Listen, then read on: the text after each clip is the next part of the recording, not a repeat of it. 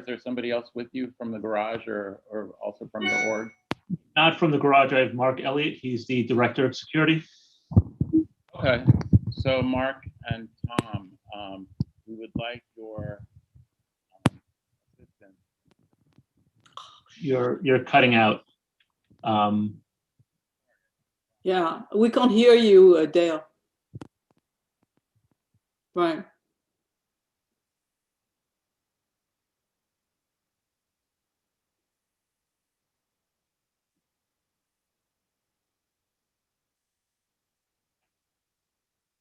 We still can't hear you.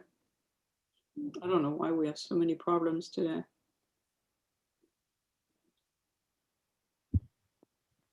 Can everyone hear me? Yes. Yes, okay. Yeah. Here it is. Just take over, Christine, if you can't hear me.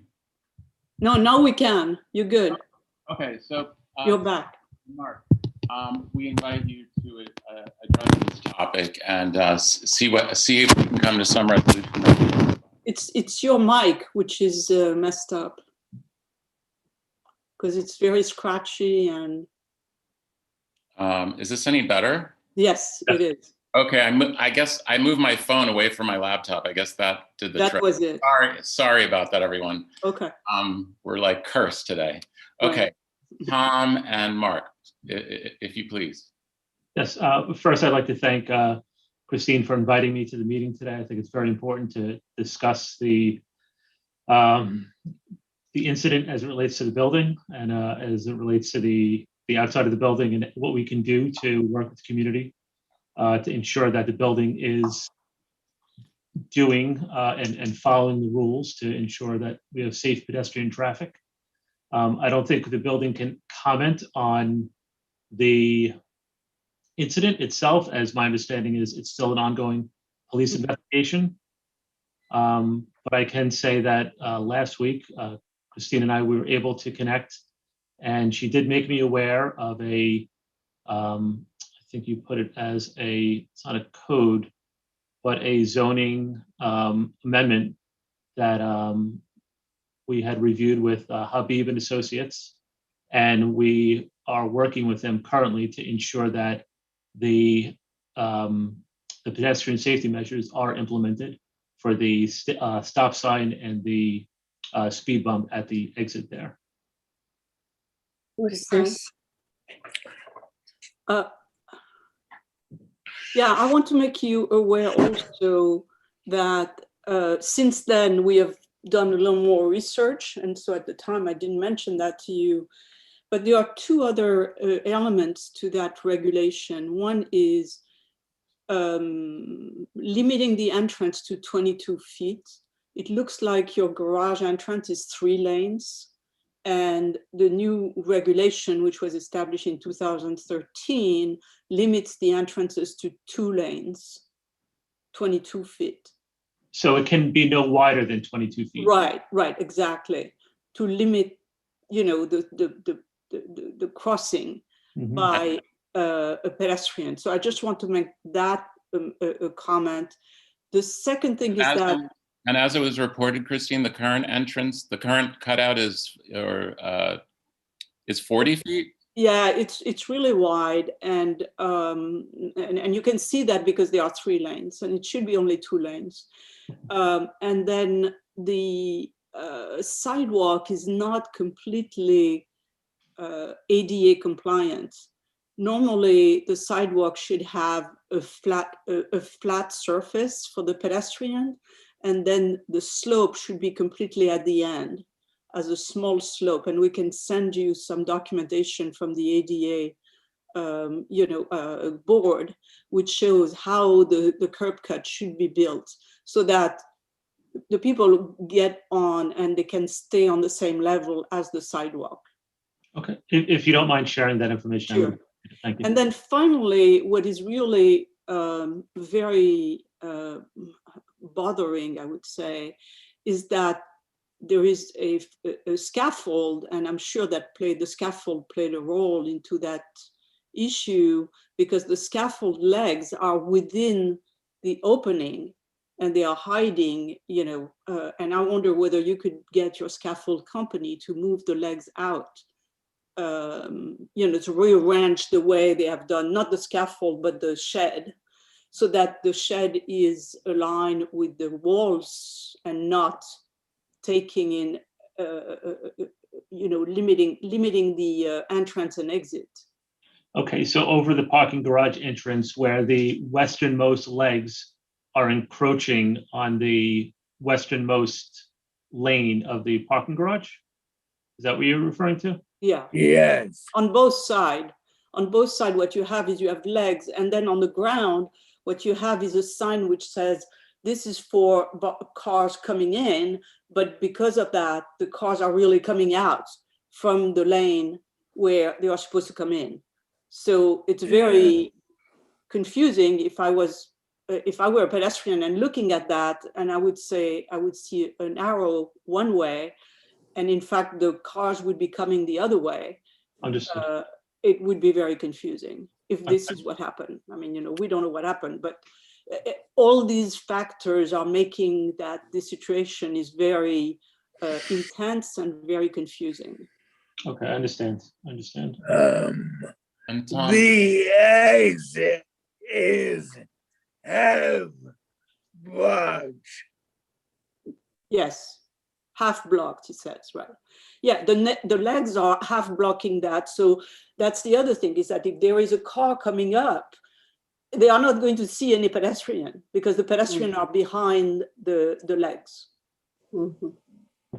So essentially, everybody has a hard time, and this results into this terrible crash. Tom, if I may ask, what is the purpose of the shed and what is the anticipated duration? So the shed was put up as part of construction and the redevelopment for public safety. Right now, we're completing some facade work, and our application to remove the shed will be going, well, it's a report, and subsequent application to remove the shed will be going in over the next 2 to 3 weeks. And then When would you be removing the shed? that would be up to the city once they review our facade report and our request to remove the sidewalk shed. Okay. But the work that required it was completed as of 5 o'clock this morning. So right now we're at a point where we're compiling the paperwork to submit to the city for review. And once that report is accepted, then we can put a subsequent request in to remove the sidewalk shed. So you'd say the process for removing the shed is in motion as of tomorrow? Well, it's going to take the architect that's compiling the report, it's going to take him about 2 weeks to compile the report in order to finalize the submission. And then under the circumstances, if that process could be expedited to the degree possible, I think it would be helpful. We have been working with our consultants to ask the city if they can review this quicker for a variety of reasons, and pedestrian, the impact on pedestrians is one of them. Yeah. Public safety. Yes, public safety. Do we have any questions from board members? Martin, Yeah, were there cameras witnessing David. the crash? David, wait. I just want to recognize Martin first because I saw his hand first, and then you're next. Please block the exit on to West 58th. So Martin, Block the exit. your request is to shut the exit down pending a review. Yeah. Are there other exits available to the garage? Yes. There's an exit on, I was asking Tom. there's an exit on 60th, an entrance and exit on 60th Street. I mean, it might be the wisest course considering the duration and the. Same problem then on 60th Street. Damn, Susan. Yeah, same problem. If you exit on 60th, you have the same issue. Susan, I'm sorry. All right, I'll mute. 2 things. Could you rename yourself so we know who you when you You can't. Okay. And also we'll have discussion from public after the committee members. Okay. Martin, did you have anything else? If not, I'll go to David Warren. The exit on 60 is wider and more visible. Is there scaffolding on 60th? No. Okay, so clearly 60th is a better option for now. And for the duration, right, until the scaffold is gone. Okay, thanks, Martin. David Warren. Yes, I just want to know, and maybe this is not part of the issue. Is there cameras that were showing the crash and the person being hit and all that, or that's just irrelevant? I don't know. I mean, Mark, do you want to take that? Sure. Yes, we do. We have extensive camera coverage on the sidewalk. Everything was captured by our cameras. It's all been turned over to the NYPD's accident investigation unit as part of their active investigation right now. So we have a very clear understanding of exactly what happened.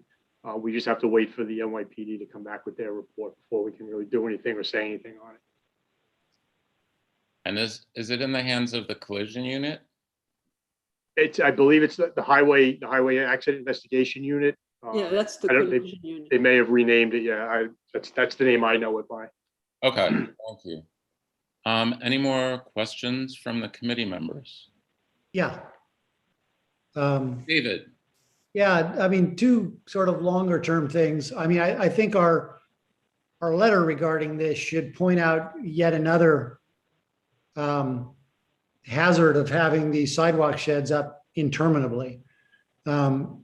Yeah, they can move the legs of this one, but of course the bigger problem is that sidewalk sheds block visibility for all kinds of things. And, and here's just one more example. And then the other thing is, in most parts of the civilized world, they have lights and or sounds of when cars come up from underground parking garages onto sidewalks. Now,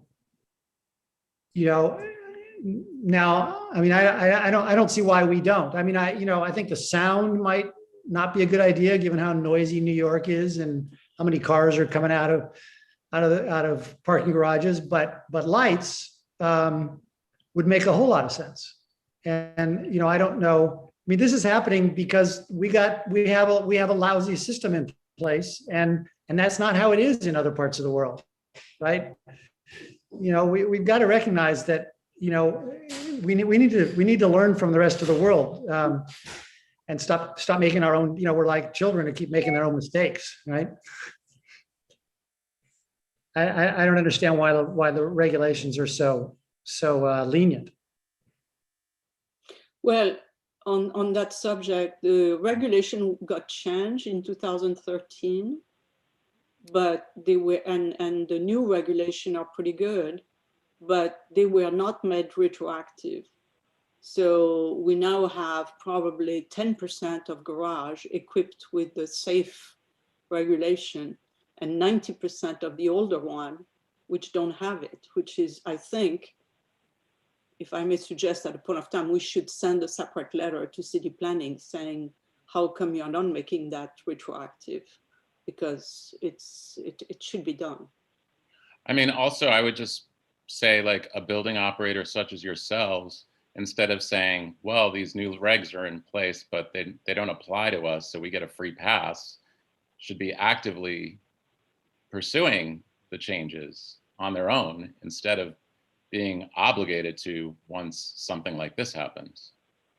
Yeah, and let me just chime in on that. I mean, there's lots of things that change in, building codes that change that are not retroactive. And a lot of times it's because they really couldn't be. It's not like it'd be easy to go in and make, and change, dimensions for around toilets or around doors, or, a lot of that stuff would be very difficult to do retroactively.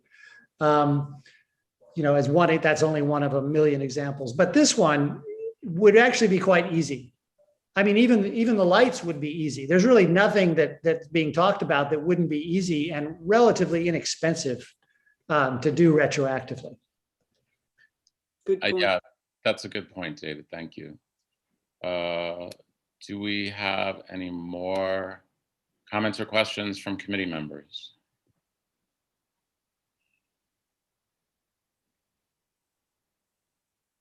No. Do we have any public discussion? Are there hands raised in the public, Janine? No, I don't see any hands up. Other than, yes, I see one.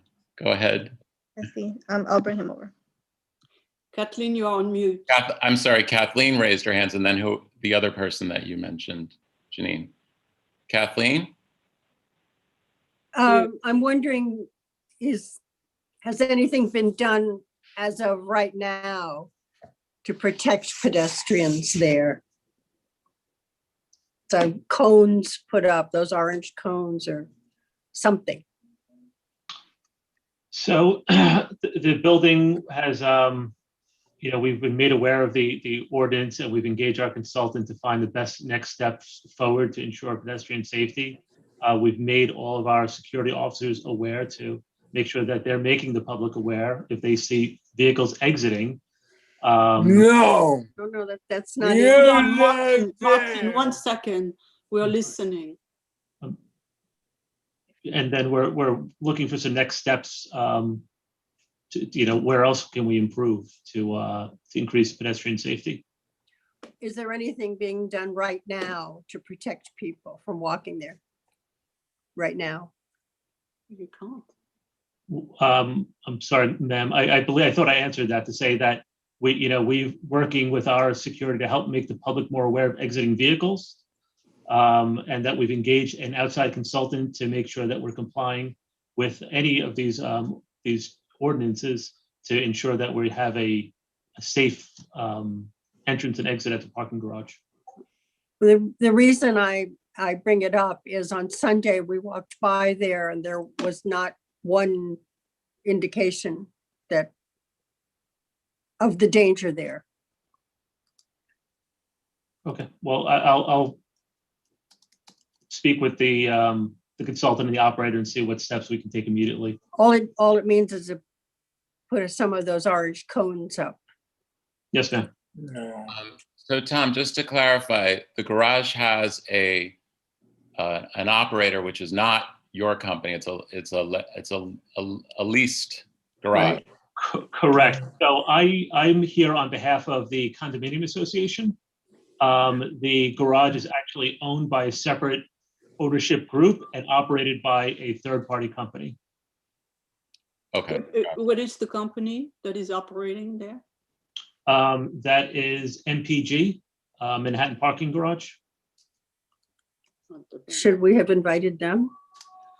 Maybe, yes, but. I've been working with the managing agent for that. They're the owner. They represent the ownership of the space. And that's who I've directed Christine's email to, and they have engaged a consultant to make sure that they are in compliance. Who's the point person for us to call, for the public to say, hey, where are these orange cones? I can see who the best point person is and relay that to Christine sometime tomorrow. Okay, Okay. thank you. You're welcome. Thanks, Kathleen. Janine, who is the member of the public who wanted to address this topic? Ben Irwin. Ben, hello. Who's he? Yes, I'm here. 1 second. Sure. Space constraint, may not want to put 3 monitors under the kitchen table for the whole time, or may want to. We can't hear you, Ben.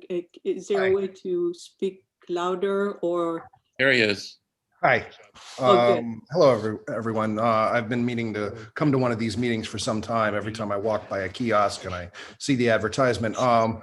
Before I start, I just wanted to make sure that what you're asking for raising hands, are we still talking about that, or am I able to raise a subject that I like? No, we're talking. Oh, currently about- we're on the topic of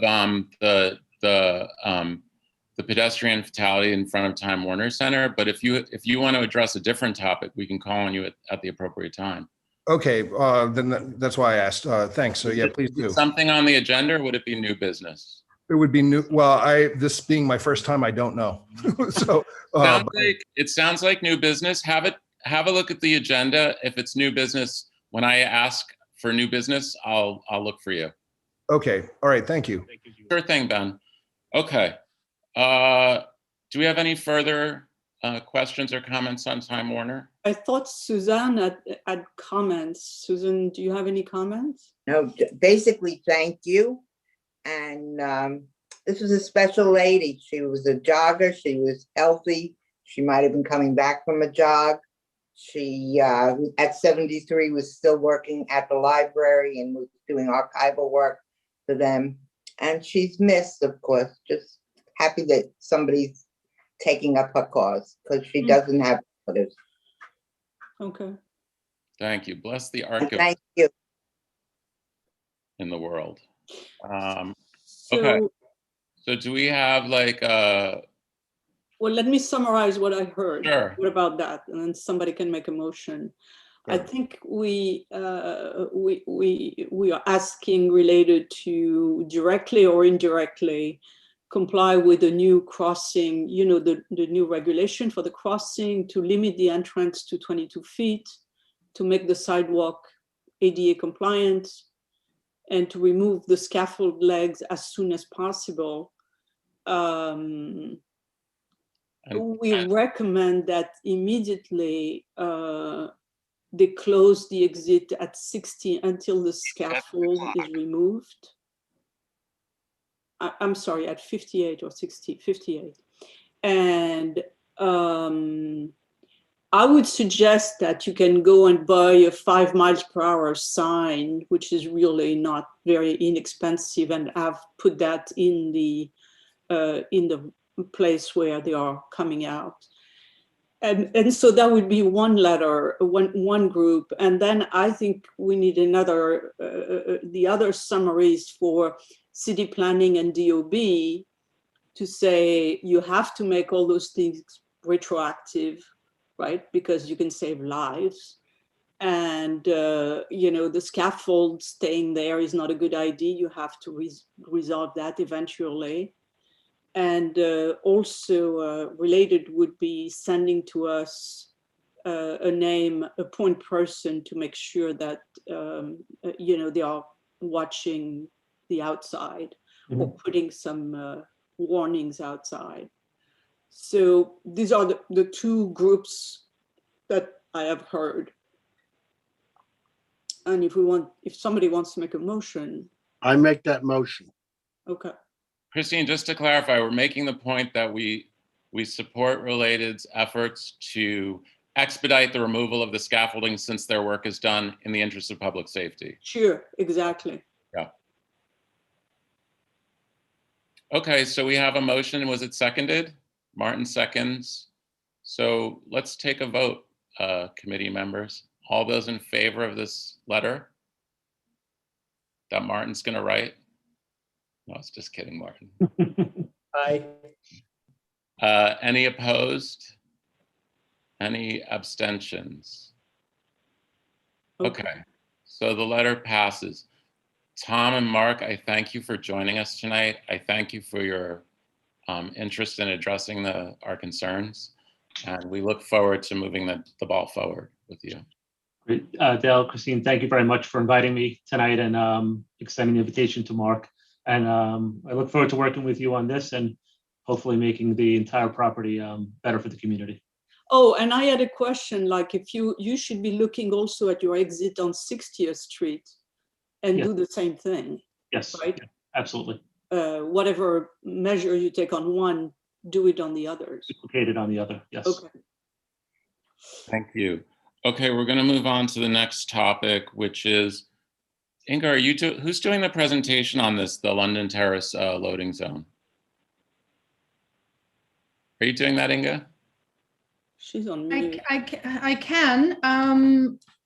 Just a summary of your letter. Yeah. I'll just hit the highlights. So London Terrace, as many of you know, encompasses 23rd and 24th Street between 9th and 10th. So it's an entire city block.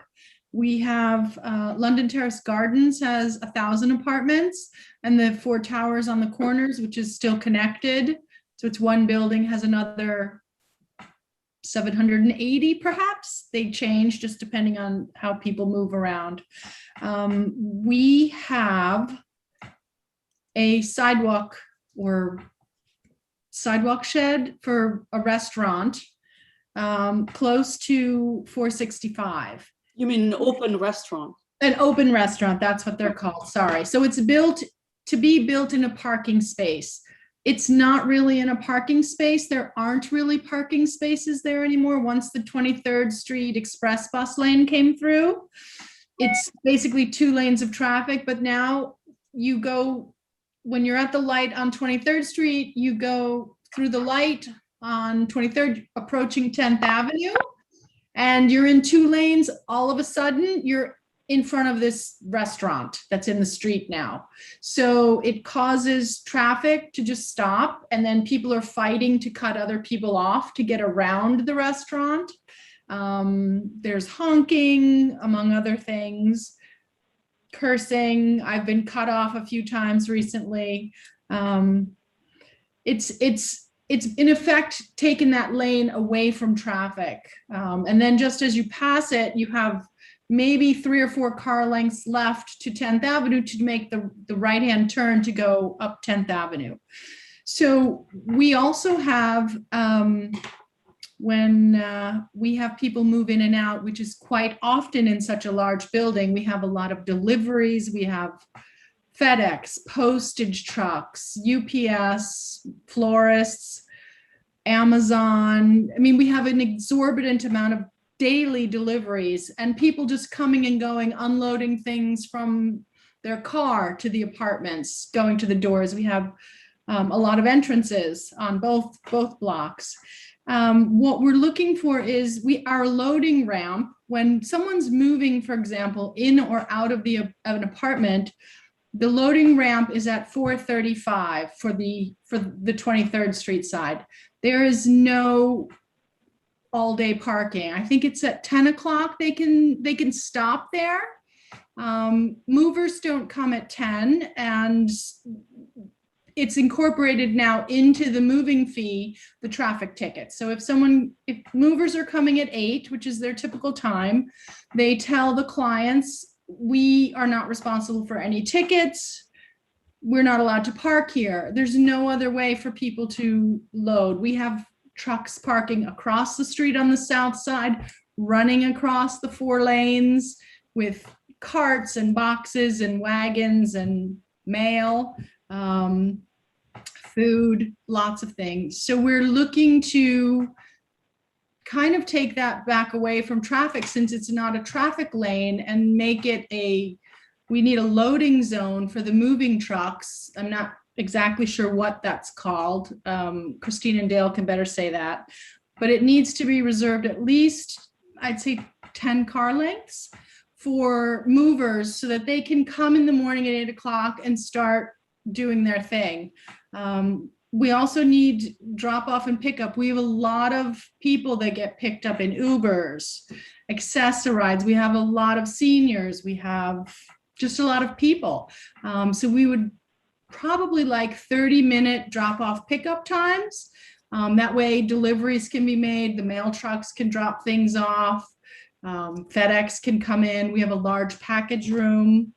We have, appliance deliveries. There's always someone getting new refrigerators, and all of that goes in and out of the loading zone. So that we need that. We also have the same thing on 24th Street. So 435 is the loading dock entrance on 23rd. And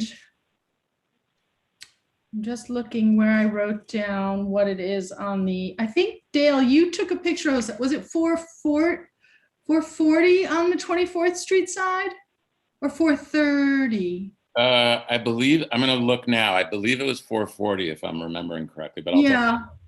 If not, I can look again. I just don't go out the 24th Street So, side. Inge, I have a question. What we saw there was the regulation was, or maybe Dale, you can have the picture. The regulation is no parking, right? Correct. Right. So no parking is what you are asking for essentially, which is people can stop, 10, 20 minutes. 30 minutes. I mean, you need etc. time So to- you already have it. The problem we have is that it starts at 10 o'clock and it stops at 4, right? Which is silly, yes. Right. So what you're really asking is extend that regulation 24 hours a day. I would say from 8 to 6, and then we can Okay. park overnight. I mean, Okay. So parking 8 to 6 on that side. Monday through And Friday. then, but then for the what is it called? For the moving in and out, you really want a delivery zone. Correct. Right. On 24th Street and on 23rd Street, because they're, when we have people moving in all the time, but it could be on a weekend, obviously, it could be, it's usually the end or the beginning of the month. So that we would need all the time, that loading zone. So that would be all 24 hours a day? I think 7 days a week. It doesn't need to be 24 because they don't work at night and we don't get deliveries like washing machines, if, the laundry. So 8 to 8. Appliances, large deliveries like that. So for 8 to 8 is fine, right? I think, 8 to 8 would be fine for the loading zone. And then the rest of it, probably 8 to 6. No parking is 8 to 6. Yeah, it should be just stopping 30 minutes or whatever is, let's say I run to Home Depot. No, we got it. We got it. So I was trying to nail down the ask, the regulation to ask. Yeah, and I don't know you that. also wanted like a no parking, no? No, because people park overnight. Okay. No parking during the day. No parking. Yeah, just stopping, I guess, 30-minute parking or something like that, just so that you can take what you have, run it to your apartment and come back, or go to the package room if you're a florist. So they go to the package room. Okay, got it. Just to confirm, it was in front of the 440 entrance. Right. So that's the 24th Street delivery. Okay, I knew you took a picture because none of us had paper with us. And then because the city wants to keep those, what are they called again? Sidewalk? Open restaurants. Open restaurants. Because the city wants to keep open restaurants, we assume that's going to be permanent. So that is not a traffic lane anymore. Well, we don't know that because we don't know the new regulations. Okay. And so depending the new regulations, it could be that, that one doesn't qualify it anymore. So at this point, it's up in the air of which one will survive and which one will won't. Okay. Because that was my next question is we have a lot of bike deliveries. So we were thinking if that's staying, since they don't keep it clean anyway, we would probably put a bike rack in the lane. So you want to ask for a bike corral or you want to ask in a separate? A bike corral right in front of, so that it abuts the sidewalk shed. What's the address on that?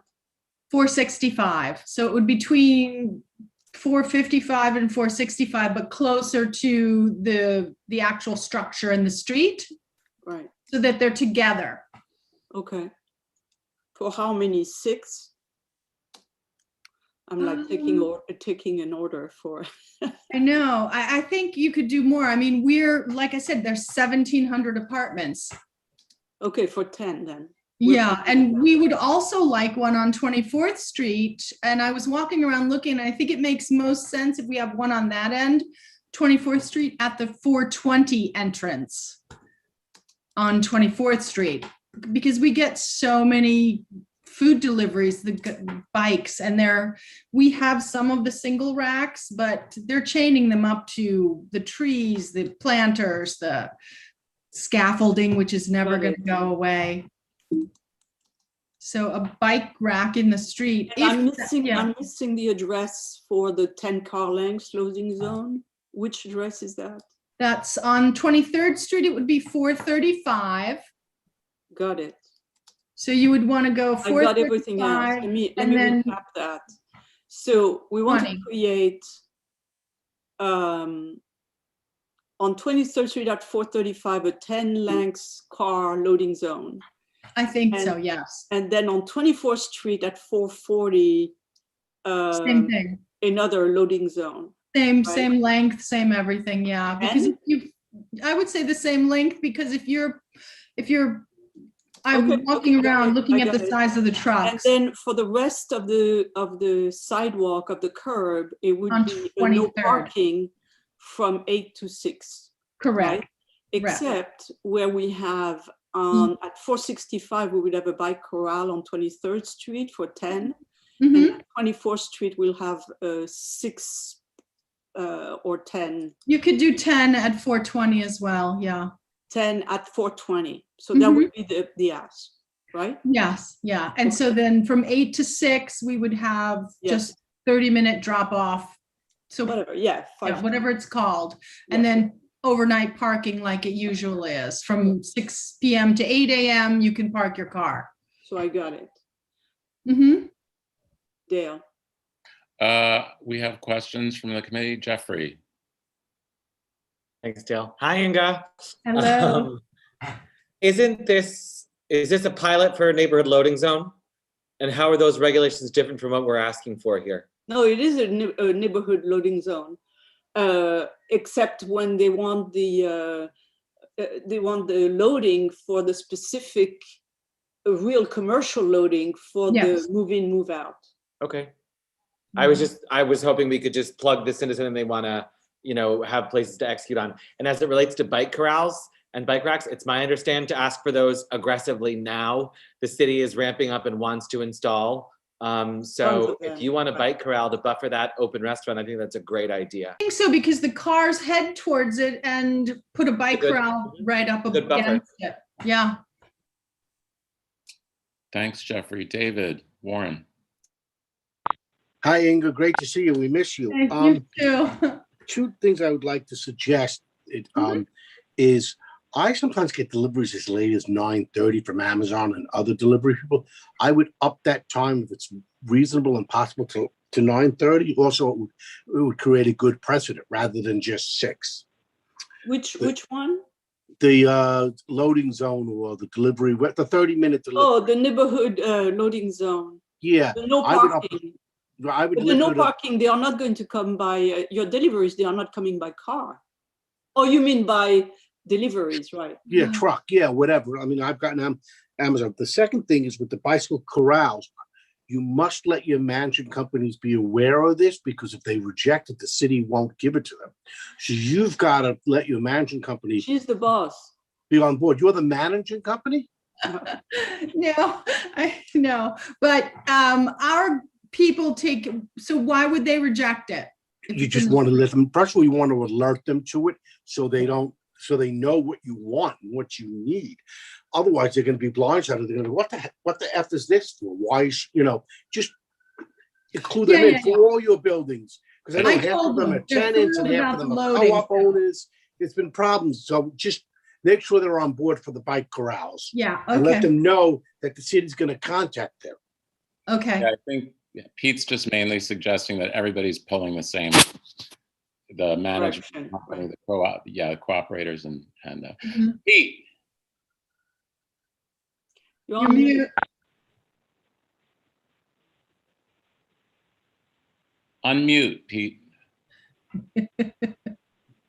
And also pull back a little bit. Yeah, we can see. But I think the late night deliveries will fit in the commercial zone, because when they deliver, they come with trucks. So they'll fit in that commercial zone. I don't think we have to change the rest of the, Okay. the 8 to 6. I think it's a more likely success if we ask for 8 to 6. Yeah. Can you Pete, All are right, you up and ready? Pete is ready, no? Did you have a comment or a question, Pete? Turned his video off. But he's not on mute. I don't know what's going on. Let me circle back to Pete if he gets Oh, it. he's down there, but you're on mute again. And can I ask one question while we're waiting for Pete? I see him. With what are those, the open seating, the street seating, those nice, Right. If this restaurant area thing is permanent, we might want on the other end of the block or maybe towards 425, a seating area. Yeah, I think that those would be nice, but right now, because of the open restaurants, We have to the wait. program has been put somewhat on hold. Okay. So if you were going to ask for it, I don't know that you Right. would get it. Right. Okay. Yeah. But yes, that's a good idea. We would like it on 24th and On 23rd. 24 would be great. Yeah. Yeah, the priority has been the streeteries as All they're. right. Streeteries, that's a good one. So Pete, It's okay. Hey, Pete. It's okay. oh, okay. Nice to Question- see you. question Answered. Do we have any comments on this request from the public? Jane? Yeah, Susan is on. Actually, Dale, I've been raising my hand. I'd like to make a few comments real quick. I'm so Okay. sorry, Rob. Go ahead. Yeah, I'm in the teens on 24th Street. Is there anything we could do, or is there already something being done on Ninth Avenue side between 24th and 23rd? Gristedes is right there. That's where all of the Amazon deliveries and stuff, they all park right there by Gristedes. They load and unload right by the liquor store as well, in front of Gristedes. Inga, do you know what's happening with that? Is that all considered a loading zone? Yeah. That is, and Okay. it's completely full all day long. Yeah, I mean, it's constant deliveries, and it needs to be. My only reservation is on 24th Street at 420. If you go down to the next entrance, there is a small biking corral and then another one further down. I think 10 is a lot there. There's a fire hydrant right there. There's a lot of contractors in the morning and stuff. Is the bike corral in the street or is it on the sidewalk? In the street, takes one parking lane space. Okay, I just think 10 is a lot for right there, considering like 20 feet away, there's bicycle parking, and then there's another one, maybe about another 10, 20 feet down from that one. So Yeah, maybe we have 6. them all the way down on both sides, 24th and 23rd. I know, I'm right on 23rd. I live in the teens right there. So I literally walk out and I see this. But what I'm saying is I think maybe 10 is a lot, considering that they're spaced out. So put That's 6 all. there. Okay. Lady, just make up your mind. Sorry. Thanks, Did you want Rob. it red or did you want it blue? Thanks, Rob. Are we going to Susan now? Yes, Susan. Were there any other comments? Here I am. Oh, there you are. Well, what do I have to say about this? I think we've talked about this a lot. I just really want to know if we're thinking about what is the ultimate plan for 23rd Street, because we've put a lot on 23rd Street with the express bus lane, and we're shrinking the lanes for cars, and we've created open streets where now we get more traffic on 23rd, and we don't have the lanes if we're going to consider it a thoroughfare. So we're going to lose a lane and we're going to put corrals. No? No, Susan, we're not losing any lane in what Inga is asking. She's just replacing one parking type with another.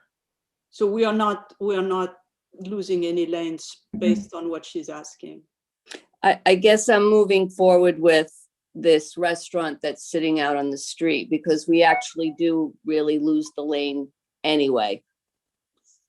The lane is already lost because you have a lane of parking which says no parking, but it is really dedicated to people dropping on and off. all the Exactly. time. So you have that.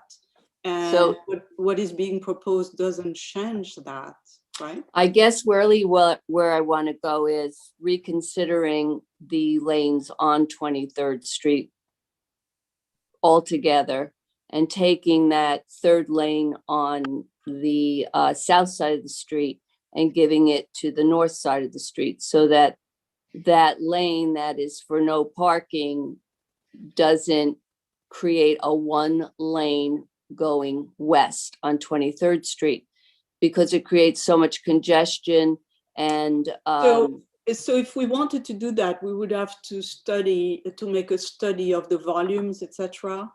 And that's not going to happen, during the reconstruction, the recovery from COVID, because the volumes are not what they should be.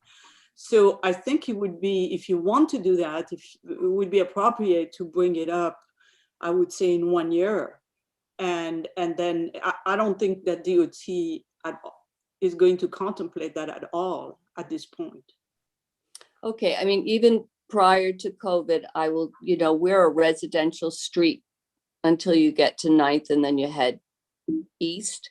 And so the traffic going east from 11th Avenue to 9th Avenue is quite light any Yeah. time of the day. No, I mean, hear you. And in fact, when Dale and I were over there with Inge, we were looking at all that and say, you don't have a lot of volume this way or that way, etc. So I think it would make sense in about 1 year to say, hey, we want to study that because it looks like it's not balanced properly, okay. I mean, I'd love to see it a little bit sooner and even try to figure out how to just my get a advice. bike. If we send a letter now, it's going to be a waste. Okay, I mean, and the whole thing with the bikes on 23rd Street, we don't have any bike lane on 23rd Street, and we have a tremendous amount of bikes on 23rd Street. All right. It's a study, Christine, I guess, Yeah. but sooner than later would be great. Okay. Maybe we just close all of 23rd Street. Wouldn't that be nice? Oh, that would be wonderful. From 9th to the river? Yeah. That would be lovely. Okay. Let's shoot for this one. Okay, just maybe the bike corrals, are they going on the, I'm sorry to take up so much time. Are they going on? Say that again, we lost you. What, are they going on the east side of the open restaurant shed or the west side? The east side. East side. Okay, much better, great. Okay, in thanks two-way so traffic much. Flowing. Perfect. Thank you so much for listening. Sure. Thanks, Susan.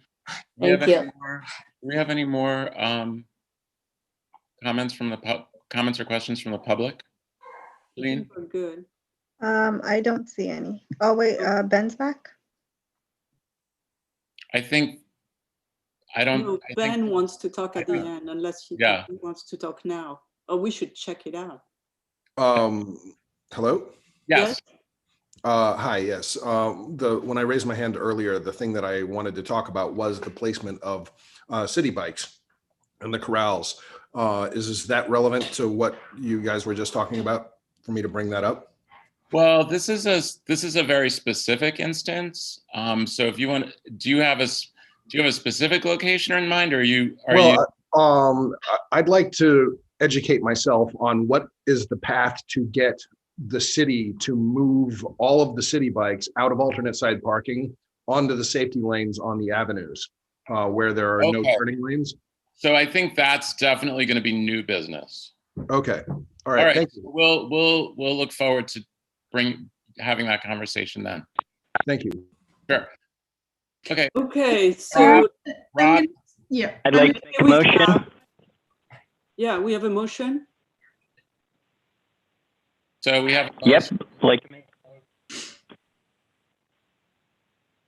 to request from DOT these Yes. these change in changes. parking regulations and a loading zone and a bike corral. Yes, thank you, Dale. Thanks. Do we have a second? I second it. Great, Yes. thank you, David. Okay, All those in favor of this letter to DOT for the parking regulation changes near London Terrace? Any opposed? Aye. Rob, you're an aye. Yeah, okay. And any present not eligible? Gwen, you're in favor, right? Okay. All good. All right. So thank you. Thank you for the To presentation. everyone. Thank you very much. Sure thing. Okay, now we have this thing where, unfortunately, we were planning on discussing or getting a presentation about another loading zone regulation change for the Target retail store on 10th Avenue between 44th and 45th. But the presenters, it's a group that works for Target, asked to put it off until next month. I think just to update the committee and the public at large on this issue, the long and the short of it is that Target is operating a Target at this location, and they are using large delivery vehicles to make their daily deliveries of goods, despite the fact that we had assurances that they would use medium-sized trucks for this delivery. And the problem with that is that there are two schools on the side streets.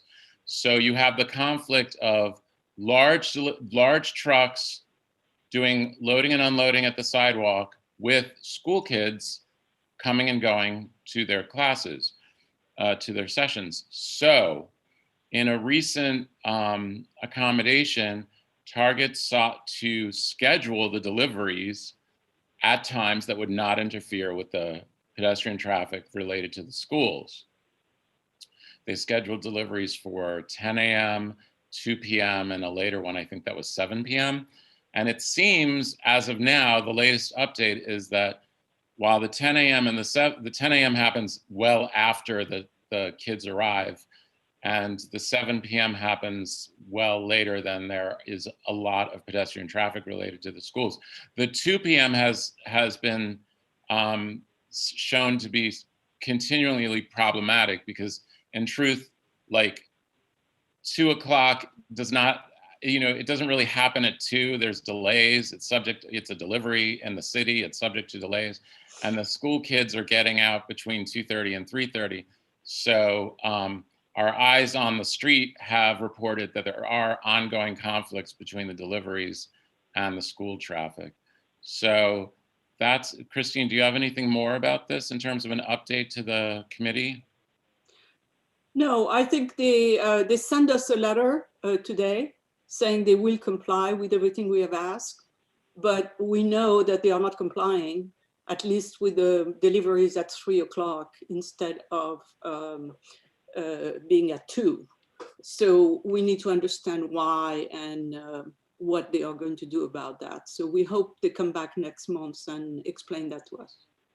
Okay. All right, so we look forward to everyone's attention on that topic next month. And now we're going to move on to the next item, which is... Dale, David, and Jeffrey have questions. Oh, I'm very sorry. David. Just quickly, are those trucks, some of those trucks might be illegal to be even bring into the city, depending on the wheels. I forget what the technical criteria. They're fine. They are fine. They are 53 feet. They are fine. 53 feet is illegal. Well, less than 53. I mean, they are not that big. They are much bigger than what fits into the loading dock. They're too big for the location, but they're not too big for the city. Yeah, the picture we have seen, they are not enormous. Okay, just want to, because I mean, even without the kids being there, they're a danger. I mean, yeah, but just because it's kids, I mean, they can hit somebody else, an adult even, happens to be, in the area. Okay, but this is, I mean, yes. I understand. Okay. Jeffrey? Withdrawn. David flagged my question. Thank you. Okay, thanks, Jeffrey. All right, moving on. The Meatpacking BID will present plans for the permanent closure of the Ninth Avenue slip lane between 14th and 15th. Jeffrey, is this you? Oh, no. I will disclose the fact it is not me. It is Evan Sweet, the Meatpacking BID's Manager for Operations and Economic Development. Just so everybody knows, I'll be voting present, not eligible on this item tonight. I'm the Executive Director of the BID, but obviously didn't want to present to the committee, and I'm passing it to my good colleague, Evan, to run the show here. Great. Hi, good evening, everyone. I'm just adjusting my lights so I don't look like a villain in some movie. It's gotten a bit darker here, but I'm about to come on. I submitted a presentation, and I'm not 100% sure how this committee works with those, as I normally let Jeffrey work Community Board 4 as I attend Community Board 2 meetings. Janine, I think Janine has your presentation up. Okay, fantastic. Yes, I see it here, so you can all see it. Let me get queued up as well so I can follow along. And your lighting looks fantastic. Okay, good. You know, I live in a apartment, so it's just that one light at the, you know, in the middle of your room, like most other New Yorkers. So this evening I'm here to present on our larger pedestrian-oriented district plan, which is the Meatpacking District's kind of move beyond the existing open streets program into some new ideas for how pedestrian activity and a neighborhood can focus on the pedestrian and the pedestrian activity. To do that, we're going to talk a little bit specifically about our process to get to the way we intend on operating our streets across the Meatpacking District, both in Community Board 2 and in Community Board 4. And then we'll talk a little bit more specifically about the Ninth Avenue slip lane, which is our kind of marquee project within the bounds of Community Board 4. So to begin, if you go on to the next slide, the pedestrian-oriented district, right, is an idea that we've created as the BID with the work of some consultants that really looks at the neighborhood as a whole and thinks about how the BID and the kind of the infrastructure in the neighborhood can be better oriented around the person, the human walking around and experiencing it. And so it's a collection of strategic infrastructure and planning projects that will build out the neighborhood and kind of fit into its existing character. Also, you know, respond to the demands for new public space that existed in the neighborhood before COVID, but also after COVID. And then really think about the idea that, you know, we need some new great places in New York City, and that the Meatpacking District can be a location for great pedestrian amenities and great amenities for, you know, all of us residents of New York. So the next slide right now we're going to talk a little bit more about specifically one of those infrastructure improvements that kind of levels up into the pod, which is the Enhanced Open Streets program. As we all know right now, the DOT has the open streets, and then over the summer is also open streets restaurants. Now they've kind of reformed that and consolidated that into open streets. And so as you can see on the right of the slide, we have our first iteration of the program, a couple French barricades. It's not very glamorous, and there's been a lot of issues with that. They fall over in the wind, vehicles have no problem driving over them. Our BID staff has to constantly set and reset them. So while the program works, it could be a lot better, and we definitely have a lot of ideas for how it can be improved. And so that's where we come in with the idea that beyond the DOT's program that exists, we want to enhance it and make it better. So in the next slide, we have kind of an overview of our existing and active open streets, which you can see are Gansevoort, Little West 12th Street, West 13th Street between 9th and Washington, as well as the 9th Avenue slip lane between 15th and 14th. So we worked with Arup engineers through the course of last fall, as well as Ken Smith architects, our Ken Smith design workshop, to come up with a new idea for street concepts across the district. They looked at ideas of kind of a traditional slow street where there's interventions in the roadway to slow down vehicles, all the way to a fully pedestrianized street where no vehicles can enter at any point in time. And some other kind of things in between, including the flexible street. And the idea was that the topology of the neighborhood, the roadway design and kind of demand by vehicles, and then some other best practices in urban placemaking and urban design would kind of dictate the best model for the neighborhood. If you go to the next slide, ultimately, the decision also included based on DOT's rules around the open streets program. So the idea that there's a temporal time period where it can operate, emergency vehicles need access at any moment, as well as some of the commercial demands of the Meatpacking District that kind of brought us to the conclusion that a flexible street that can be closed to vehicles at certain times of day, but can also be open at other times is probably the best option. And so from there, we've come to the idea that we need a better way of monitoring and managing the closure of the street. So it's a gateway that can be open, can be closed, but isn't as laborious for our team, isn't as likely to be run over at other times. And so if you go to the next slide, we kind of talk about some of these concepts and the idea for a gateway barrier. A lot of this work is much more technical and was informed by the DOT and kind of what their requirements were. But then the other big and important contribution and part of this was it really needed to remain within the design context of the Meatpacking District. The majority of the district is within the Gansevoort Market Historic District, which means we have this kind of strict scrutiny from LPC about the contextuality of the work. So that's why we're not proposing any in-ground modifications to the road base. So there's no like retractable bollards. Everything has to remain on the surface of the street, movable by a forklift, which is how all of our kind of in-neighborhood assets, including our planters, are modeled in this way to work with some of the LPC requirements. And then obviously it has to be aesthetic. So that was quite a challenge. But ultimately we come up with a really good solution to that. On the next slide, you see an example of our enhanced planter barricades, which we call, which are these hexagonal planter structures that sit on top of the road base. They're hexagons because the Meatpacking District's kind of intersection of the West Village and the rest of the 1811 Commissioner's Plan grid. And so where they intersect is actually a 60-degree angle. The other great thing about hexagons is they interlock and intersect really easily. So there's a lot of kind of space efficiencies with that design.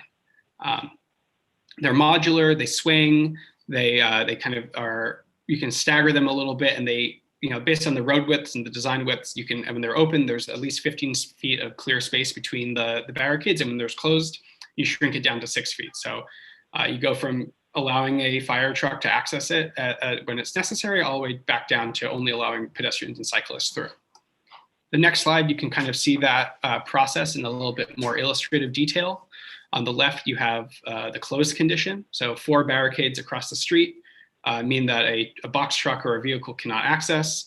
But when on the right, you have the open position, the 2 planters in the center are swung behind the 2 planters on the sides. It's easy for a truck to come through.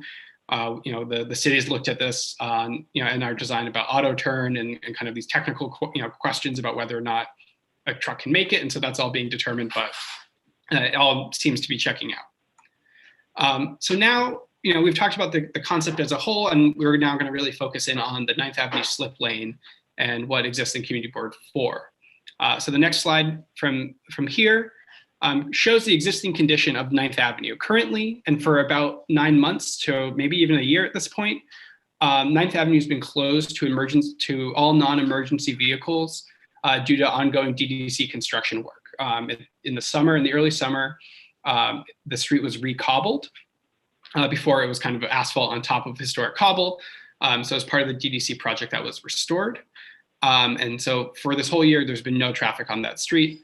If you want to go westbound, the only thing this closure has done is it prevents a westbound turn from 9th Avenue onto 14th Street. If you want to go west, you can go on 15th Street, you make that right turn, get to 10th Avenue so you can go north, or get to the West Side Highway, which is also the designated truck route.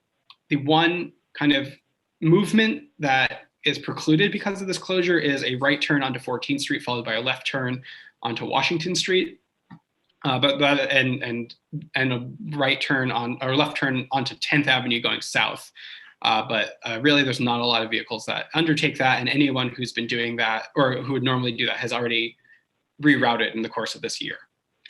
So on the next slide, we kind of present the 2 options, or the 2 ideas that we present to you tonight to kind of understand where you want to go for the 9th Avenue slip lane. The first option we think is probably the most exciting, the best option for the neighborhood. It's to continue the kind of as-is condition on the street. So maintain a full closure of that street 24 hours a day as it's seen right now with our planter barricades as the installation. to, and to, in some ways effectively extend the Meatpacking District Plaza that is between the main avenue of Ninth Avenue as it transitions to Hudson and the slip lane at 14th Street, to expand public space, perhaps in the future, if that's codified, allow for more programming in the area, things like that. Or the other option is that this street can kind of be rolled into the existing open streets framework that the DOT and the BID are already working on, which is a temporal closure where on weekdays at 3 p.m., the planter barricades would swing shut and stay that way until 11 p.m., at which point they would open again, allowing traffic on weekdays. And then at weekends, it's the same process, but it starts earlier at 10 a.m. to allow for the extended brunch hours and the more daytime activity that we see in the area at that time. We are here today to present this in general, but we're very curious about the approach that Community Board 4 would recommend for this street. And we'd ask you to then inform DOT of that so that we can move forward with our decision making here. That is kind of the conclusion of the presentation. I'm more than happy to answer any questions from anybody here tonight so that we can talk and you can be informed about things going on. Thank you. Thank you so much, Evan. That was a great presentation. And I mean, I'm just gonna give my top line response, which is I feel like this is the way forward in a way for open streets, where there's like strong buy-in from a BID in order to get it done. I think this can be a good template for future open street operations. So do we have some comments, or Christine, did you have something to say, or do you want to? I just wanted to wait until I hear from other people. Okay, so I see Rob's hand was up. Yeah, hey, sorry about that. I'm all for closure of the slip. The only thing is it would be great to have a permanent closure, have it all pedestrian.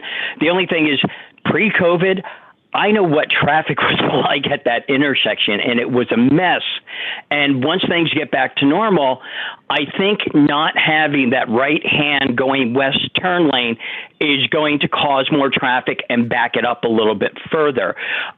If they do permanent closure, I would just make a suggestion of them opening another lane on the east side of the street so they could have a right-hand turn lane, and it'll be one lane to go right, one lane to go forward, and another lane to go left.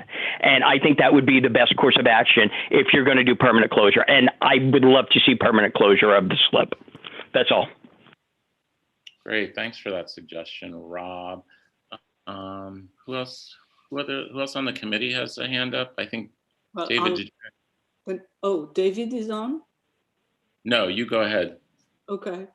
Well, first of all, we had 10 years ago, we begged the DOT to close the whole thing and to make it one single plaza. And we fought them over and over. We have probably 5 letters which said it should be the plaza should be against the sidewalk. It makes no sense. And they didn't do it. So I am personally very much in favor of closing that. And then the second thing is that as far as Ninth Avenue, I think it would be good to have an arrow directing people to a further street to make a turn on Washington. So if you are, I don't know if you are on Ninth Avenue, if you continue down, right? And there is the next street where you can make a right turn. I don't know which one it is, whether it's Jane or one of those streets, but that's so that people don't try to turn there to make a right turn on 14. So I would send them down, and I can pull the letter we sent probably 10 years ago where we were saying the same thing. They just told us it was not possible. It makes no sense. So I think that's that. And the only other thing is that the bike lane, that section of Ninth Avenue between 15 and 14 doesn't have the bike lane, right? a protected bike lane. Yeah, that's correct. Yeah, I think you should ask for that. I mean, it's very dangerous, and it's getting a bike lane there. Since people are not turning, I don't see why we wouldn't do a protected bike lane for that block. Because that's a deficiency. Yeah. I imagine a lot of the the questions about the network will come into play with DOT, and they'll be able to make that decision on how that affects the overall. But I think the idea of closure and supporting that will help as they make a decision on what the best case to move forward on that area is. Yeah, because this is such a big, people are arriving from Ninth Avenue. Where do they go? Right.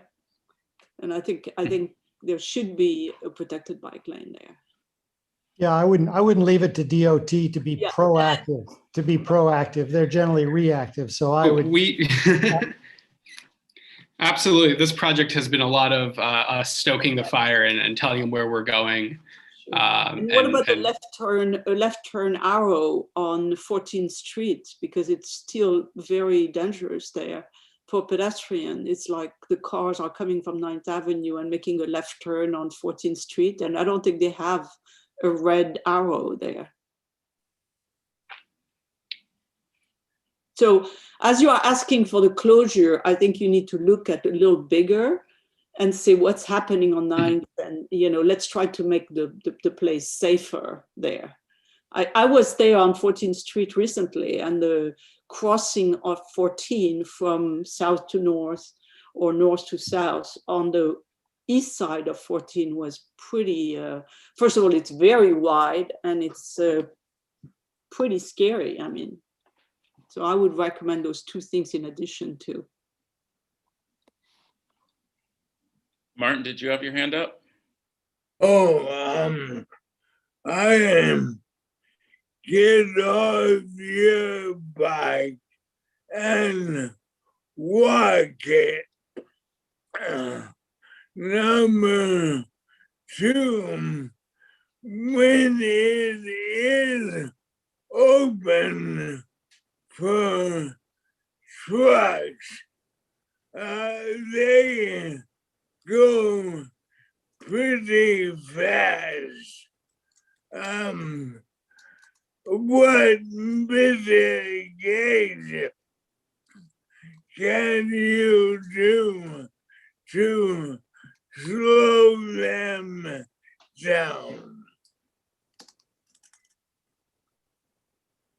Right. So I think if I heard you correctly, it was the speed of trucks in that area and what we can do there. So, unfortunately, the bid we can only work in the frameworks that the city's provided us with DOT for this, the Open Streets program. So I would really think you're right. Like it is. I mean, when it's not congested, the trucks do move very fast. Other times a little slow, but certainly. As part of this, improvements to pedestrian safety and the roadway design are definitely things that need to be included. And I would suggest that you bring that up to DOT as part of a suggestion for this area. Right. We can't put anything in the roadway or a speed table or anything like that. Thanks, Martin. Colin, and then I'll go to Inga. Thanks. I didn't have much to add. I just wanted to reiterate Dale's point that it was a terrific presentation, and I'm definitely in favor. And I also just wanted to underscore Christine's comments about the bike lane as well. But thanks for the presentation, and I'm definitely in favor. Thanks, Colin. Inga, did you have something for this? Yeah, go ahead. I did, and great presentation. I walk there very often, so as a non-committee member, I think the bike lane that Christine brought up is important for that area, and just the turning cars. It's such a large pedestrian area. Even I jaywalk, zigzagging up, and I'm coming down, and then I'm coming up, and so crossing 14th Street cars that are turning, you're always looking, even if you have the light. It's just a huge pedestrian area. So everything Christine said. Thank you. Dale, is Jennifer on the phone in one of the, did you raise your hand? I have two members of the public with their hands up. I have Miriam and Jennifer, and I just want to confirm, I'll go to Miriam first just because it appears first on my list. Miriam, is your comment on this particular topic? No, it's new business. You can take me when there's a space. I did write it out, so you can see my points. Oh, I saw your question in the chat. We'll address it. Thanks. And also the bike lane on 23rd, I had my hand up because I'm sorry to miss you. Because as it was discussed, I'm not a biker, but I was almost hit by somebody on the sidewalk going to 7-Eleven, and I just remember at that time looking, and I did think I saw a bike lane, but I won't, put my hand on the Bible to testify. But it just reinforces to me that the delivery person almost hit me, came from behind, said, "Oh, I saw you." I didn't hear him until he was about 3 feet from me, and my balance is off. Just part of my concern about bikers on the sidewalk and delivery people who should be waiting till they get to the store. Okay, we're going to get back to the topic at hand. Thanks. Okay. Jennifer. Hi. Hi. Sorry, I'd like all of you to see me. do you want me to see me? I don't want to be just It's this your picture. call. What? It's entirely your call. Well, I'd like you to see me. Her over as panelist so we can see her.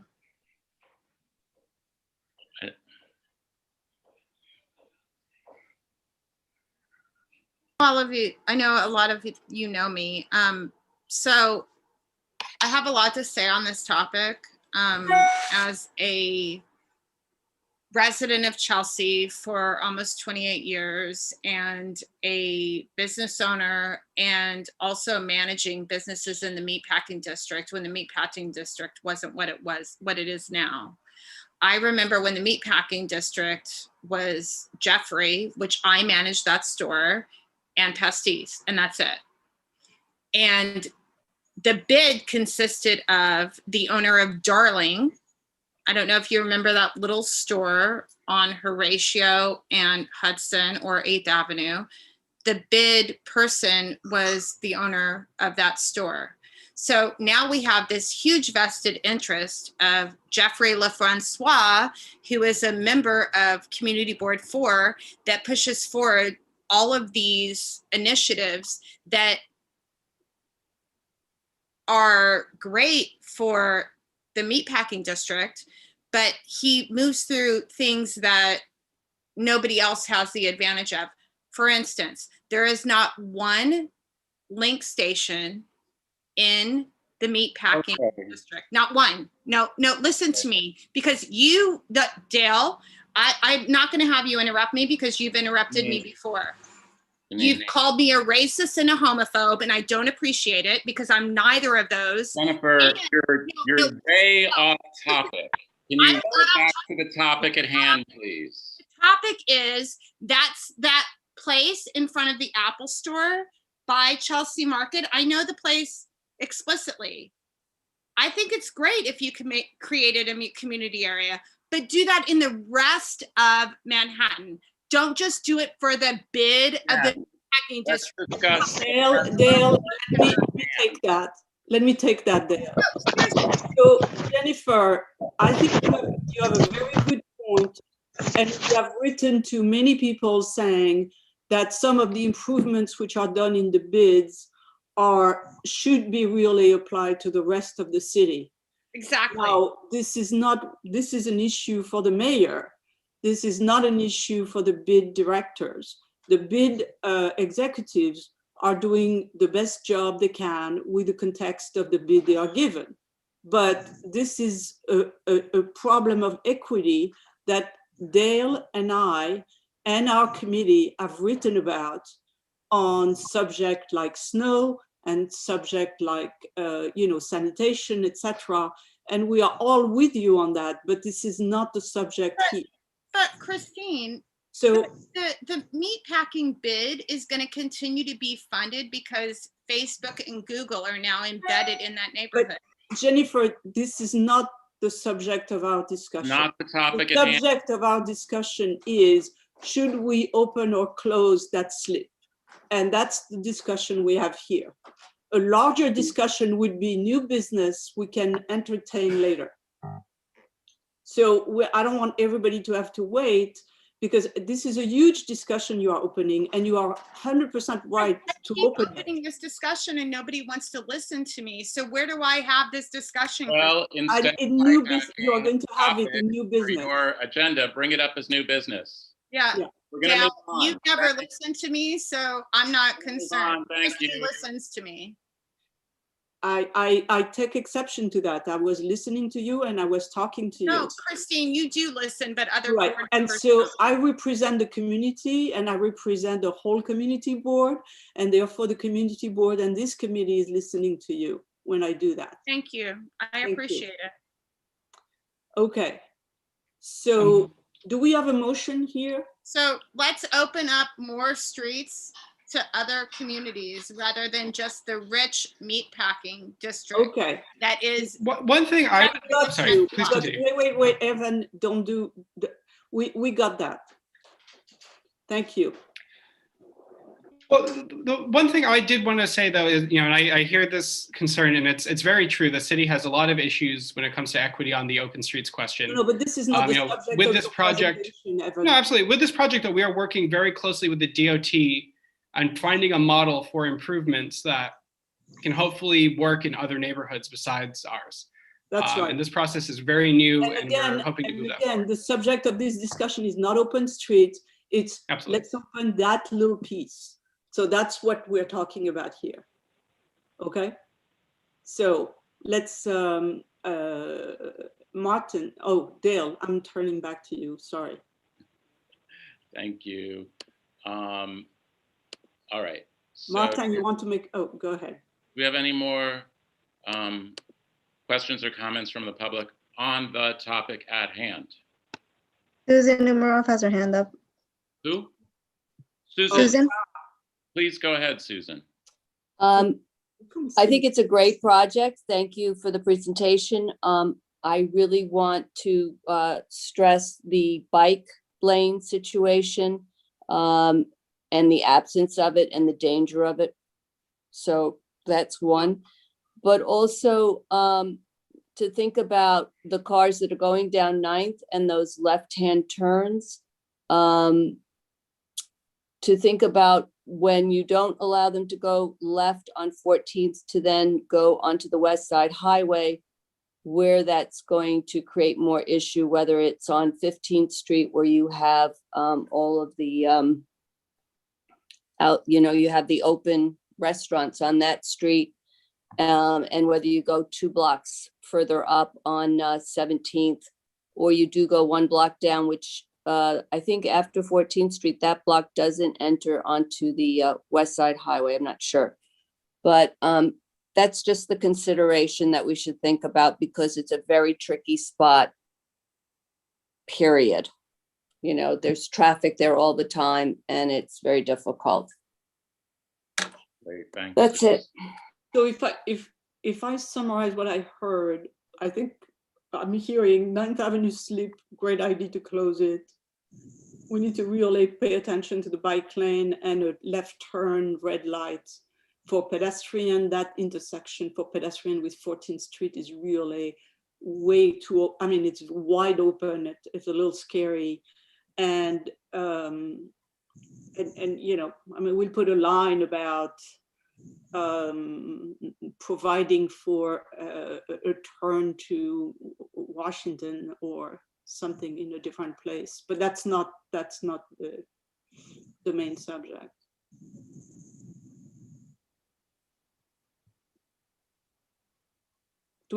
and possibly a right-hand turn lane. Well, we don't want people to turn right. Rob, when you are going down Ninth Avenue, you don't want them to turn right. It's just you're cutting off traffic that's already been permitted prior to COVID to happen, and it's going to create more of a bottleneck. My personal opinion. I'm not a engineer for traffic, so maybe if we could get a study on it. Well, yeah, we should ask that. Martin, did you have your hand up? Unmute. You are mute. I agree with we need a right-hand turn on 14th Street. Okay. And maybe we should do a study. Yeah, thank you, Susan. We're actually in committee discussion at the moment. Oh, I don't know. It said unmute. It's okay. Sorry. It's okay. Martin, go ahead. Still on mute. Okay, while Martin is getting his mute button fixed, unmute button fixed, does anyone else? So do we have a motion? We have a motion. Did we have a second? Oh, Martin's trying to second. Like, make a second. Okay. We are seconded. So as articulated by Christine, all those in favor of this motion to approve this proposal with the caveats as outlined? Aye.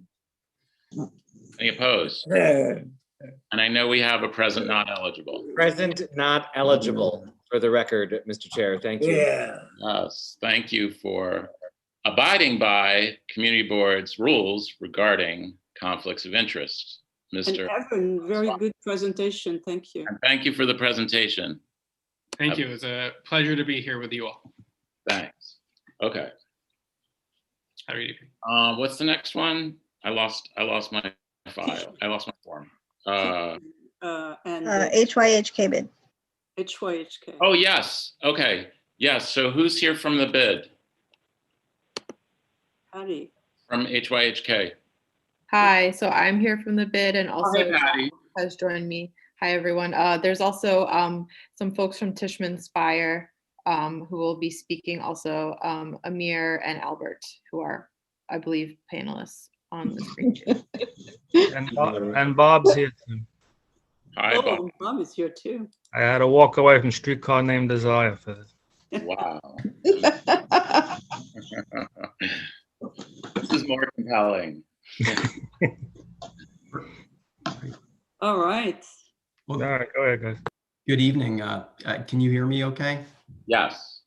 All right, great. Well, first of all, thank you very much for the opportunity to present tonight. My name is Amir Sperling. I'm a managing director at Tishman Speyer with responsibility for overall development of the spiral, which is also known as 66 Hudson Boulevard. And as just for a second to introduce the team, in addition to myself, I'm joined by my colleague from Tishman Speyer, Albert Schmuel, who's on. And then from Bjarke Ingels Group, a landscape architect, Kate Sella is on, and Bob and Patty, as you already know. So we're here this evening to share with you the distinctive sidewalk elements that are proposed for the spiral.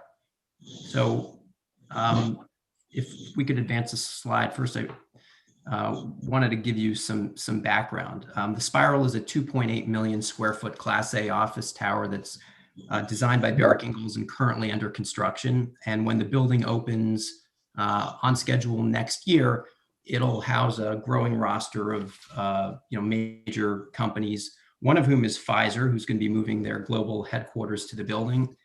And we've also announced a couple other tenants. One is the asset manager Alliance Bernstein. Another is the law firm Debevoise and Plimpton.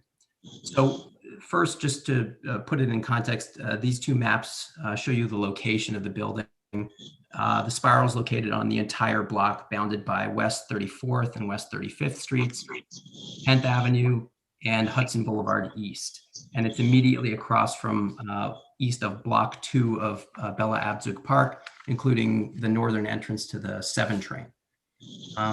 If we could move to the next slide, we just wanted to show you a rendering of what the building will look like when completed. and in particular point to the lush and distinctive terraces that wrap around the entire tower, and also the street level landscaping that we're about to discuss, and mention that they're all inspired by the nearby High Line. So the greenery and the close interface between the indoor and the outdoor spaces underscore our dedication to the health and wellness of our tenants, employees, guests. But importantly, they're also meant to convey our commitment to being a long-term, responsible, sustainable member of the community. And we expect to own and operate the Spiral for years to come, much as we do other assets in our portfolio, like Rockefeller Center. So that's why, and we'll talk more about this in a minute, we've gone the extra mile to exceed city requirements in terms of cultivating the longest possible lifespans for trees and plants along the pedestrian landscape. So to get into it, as a starting point, on the next slide, we wanted to quickly reference the previous site plan for the site. If we could just move. And there's not a lot to see here. You can see the site comprised multiple lots, some of which housed old buildings, others that were used for surface parking. Not a lot that's compelling in the way of streetscape. On the next slide, what we want to do before I get to the new site plan that will show you, what we're proposing, we want to highlight and it'll highlight the locations of the distinctive sidewalk elements. I wanted to ask Kate Sella to describe each of the components of the proposed design, which are summarized on this slide. So Kate? Sure. We're using the majority of the hardscape is standard DOT 4-inch pavement. We are using a distinctive precast concrete paver where we have planting strips to highlight the planting strips and also to relate to the spiral of terraces that the building derives its name from. There's a continuous spiral from the 66th floor of terraces all the way down to the ground floor. So in sort of keeping with trying to have a holistic design that incorporates the entire site in the building, we're also using a distinctive stainless steel grating at the tree guard that relates to the guardrails on the building and also will provide good visibility of the plants through it and water runoff from the street as well to further help the plants and watering needs. And then we're using a non-directional stainless steel finish on both the planter guardrails and the bollard covers. This is a stainless steel that's sort of pre-scratched, so it's very durable, and any additional scratching really blends in. So it's has a very long lifespan. And then what Amir mentioned earlier is New York City Parks Department requires 300 cubic feet of soil for an average 7 to 10 year tree lifespan. We're providing a large amount of silva cells underneath the pavement so that each tree will have closer to an 800 to 1,000 cubic foot of soil, which means the longevity or expected lifespan of the tree is 30 to 50 years. And in addition to that, we're also providing a very lush understory on the planting. Great. Thanks, Kate. So let's take a look at the distinctive elements in context. Albert is going to cover the next slide. Thanks, Amir. Everything shown in pink on this proposed site plan incorporates one of the materials or elements that we just described. We don't have any pink. Yeah, could we just advance the slide? There we go. Thanks. So starting with the flag label at the bottom right corner of the plan, what we're pointing to is a rectangle with a brick pattern. Every one of those shaded patterns on this slide is an area of precast concrete pavers situated between the tree pits.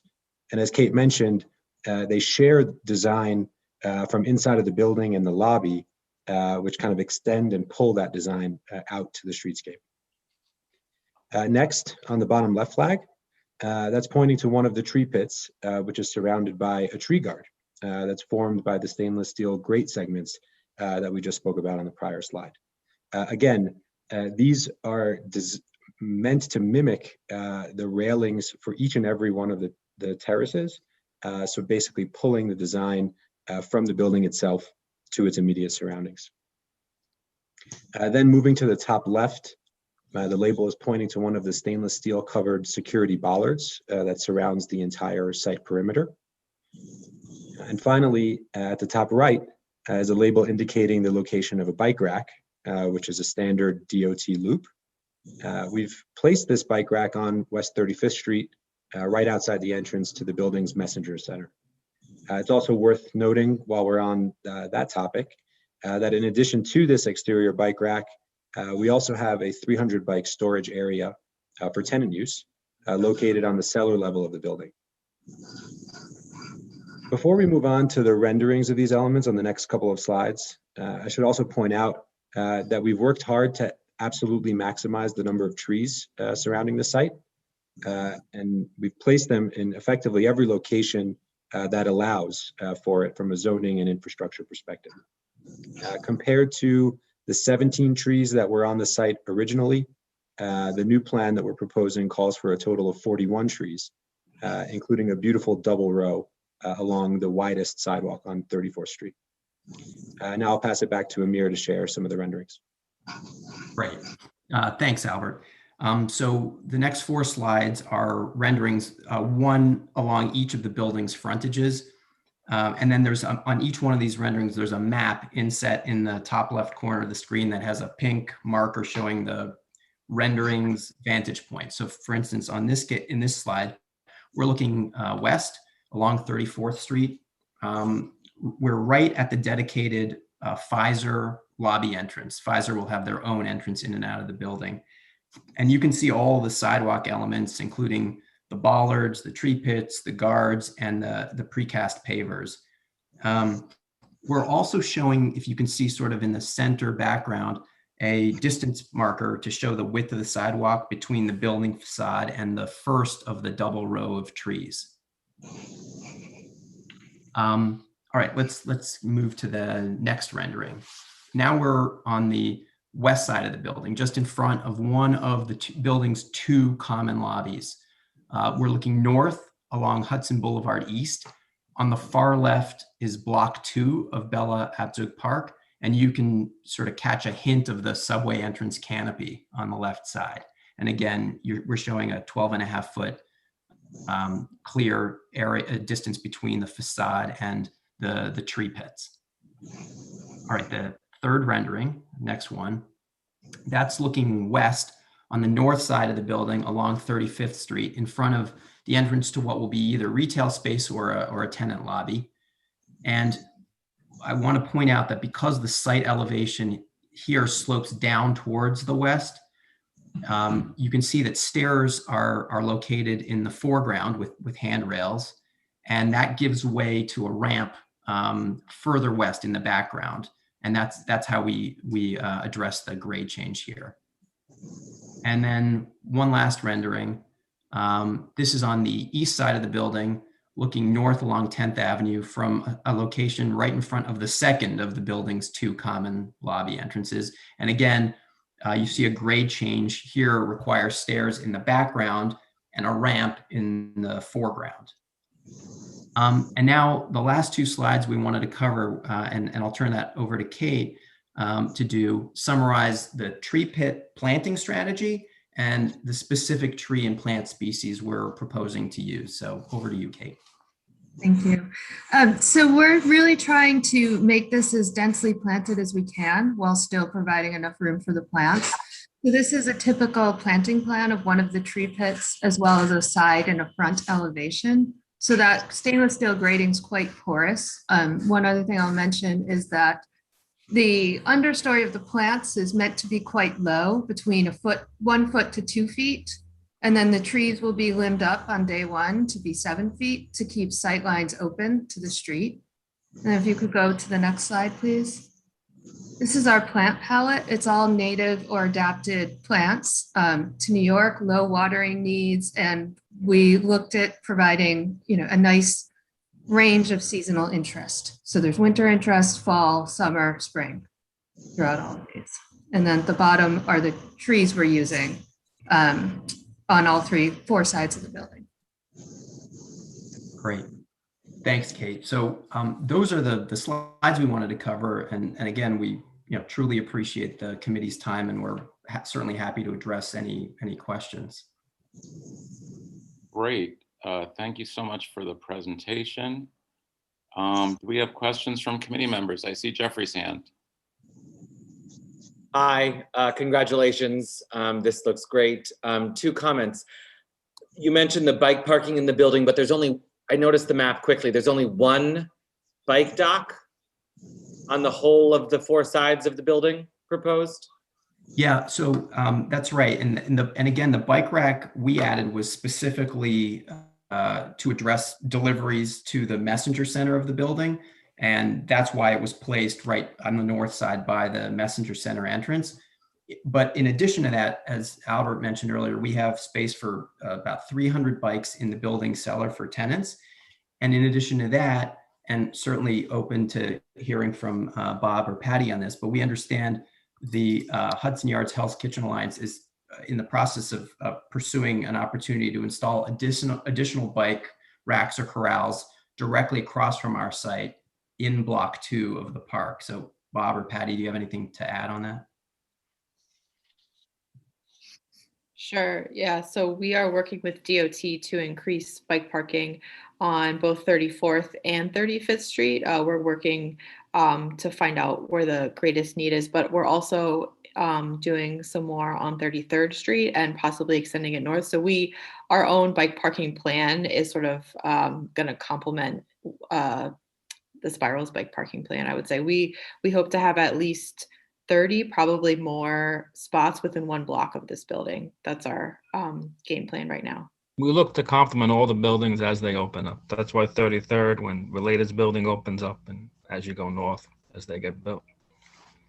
Okay, that's really good to hear. I'm glad to hear that. I guess I just wish some of those bollards could be replaced by bike racks, because a really good bike rack can act as a bollard at the same time.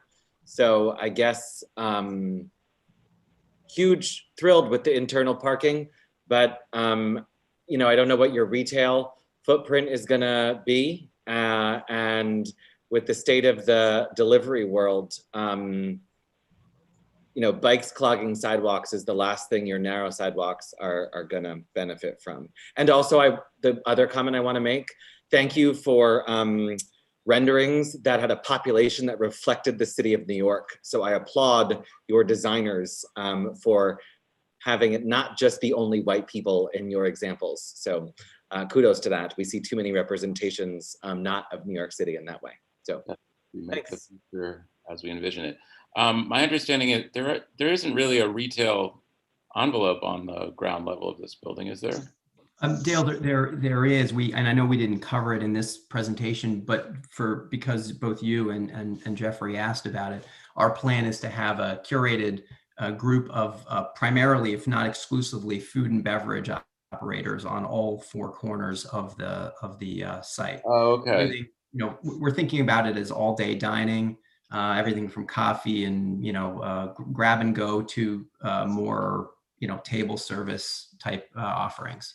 Okay, yeah, because I recall that the lobby was essentially a breezeway, so that makes sense that the retails would anchor the corners. That's exactly right. Yes. I think David had his hand up, right? David Solnick?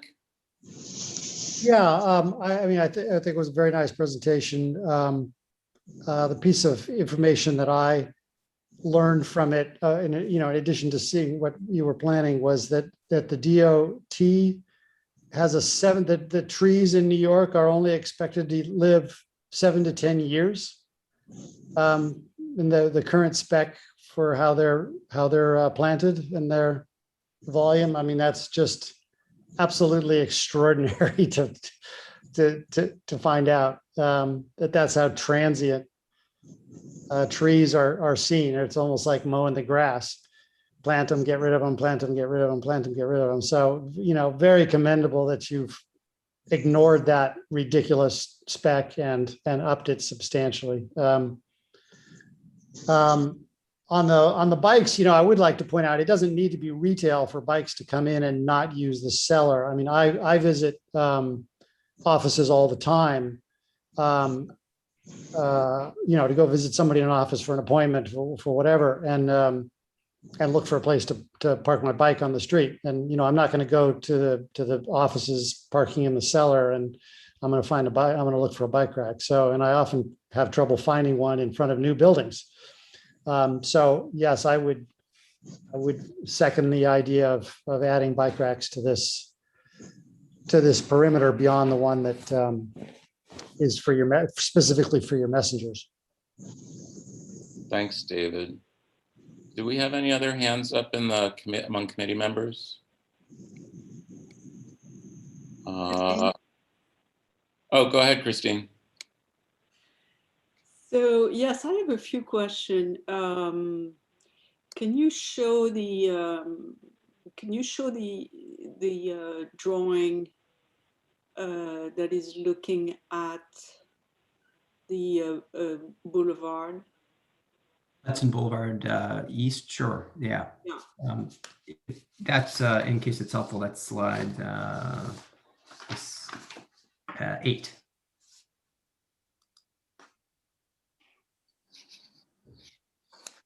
This is the one, Christine? Yeah. Great. So it shows that, and I know it's not exactly like that, but there is nothing on the other side. And here, what is the length of this opening between the tree to tree?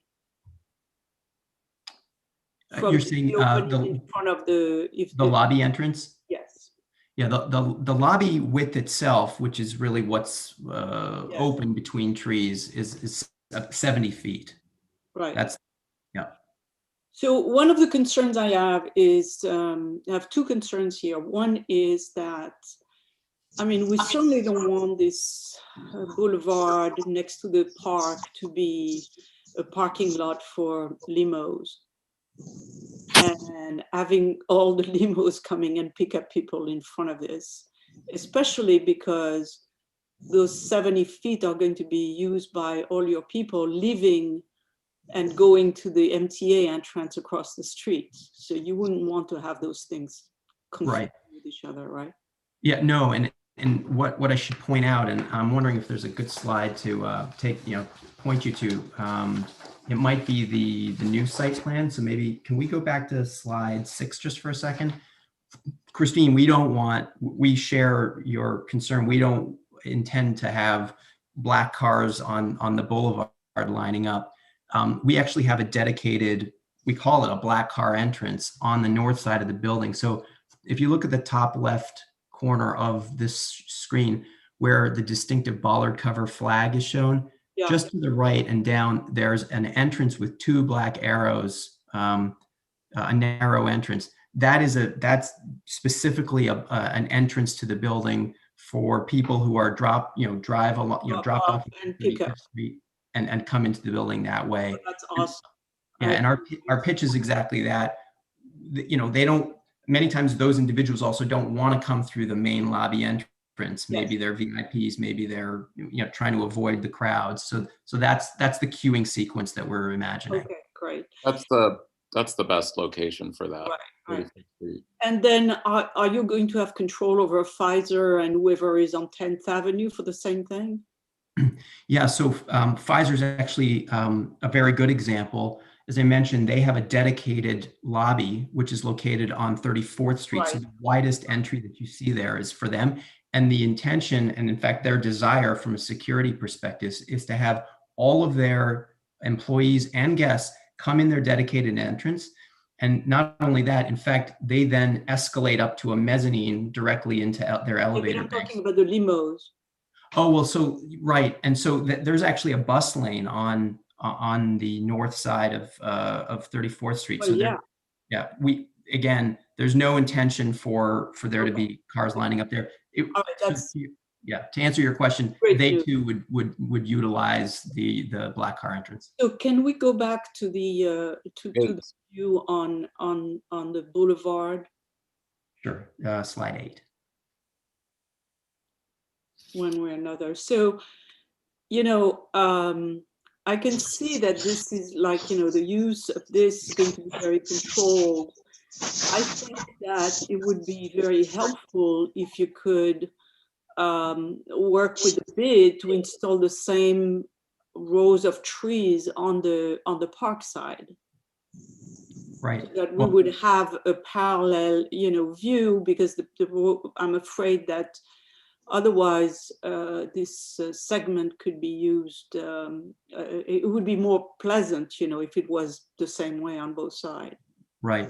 Well, so I'll start, but then of course Bob and or Patty should chime in. We're, as members of the community, we're 100%, 1,000% in favor of exploring, any enhancements to the streetscape, including the trees you mentioned on the park side. And we'd be, as I think we'd be more than happy to engage in that dialogue. And so that we're absolutely open to it. And I don't know if Bob or Patty have anything specific to add. Yeah, we're looking at what to do on that side now with trees and lights. And we spoke about possibly pedestrian lights. So we're trying to get together a plan that we can, wouldn't be part of this application, obviously, but we're trying to put together a plan on that park side that we would present to the committee. Yeah, that would complement the two. The exactly. Other. Where is the lighting going to come here? Because you don't have any street lights. Not that I love street lights, right? But for the pedestrians, how is your lighting provided? Right. So what's hard to see on this visual, candidly, is in the at the end of the sidewalk in the background, there's a light post at a street light at the northwest corner of the site, and there's also one behind the viewer here on the southwest corner.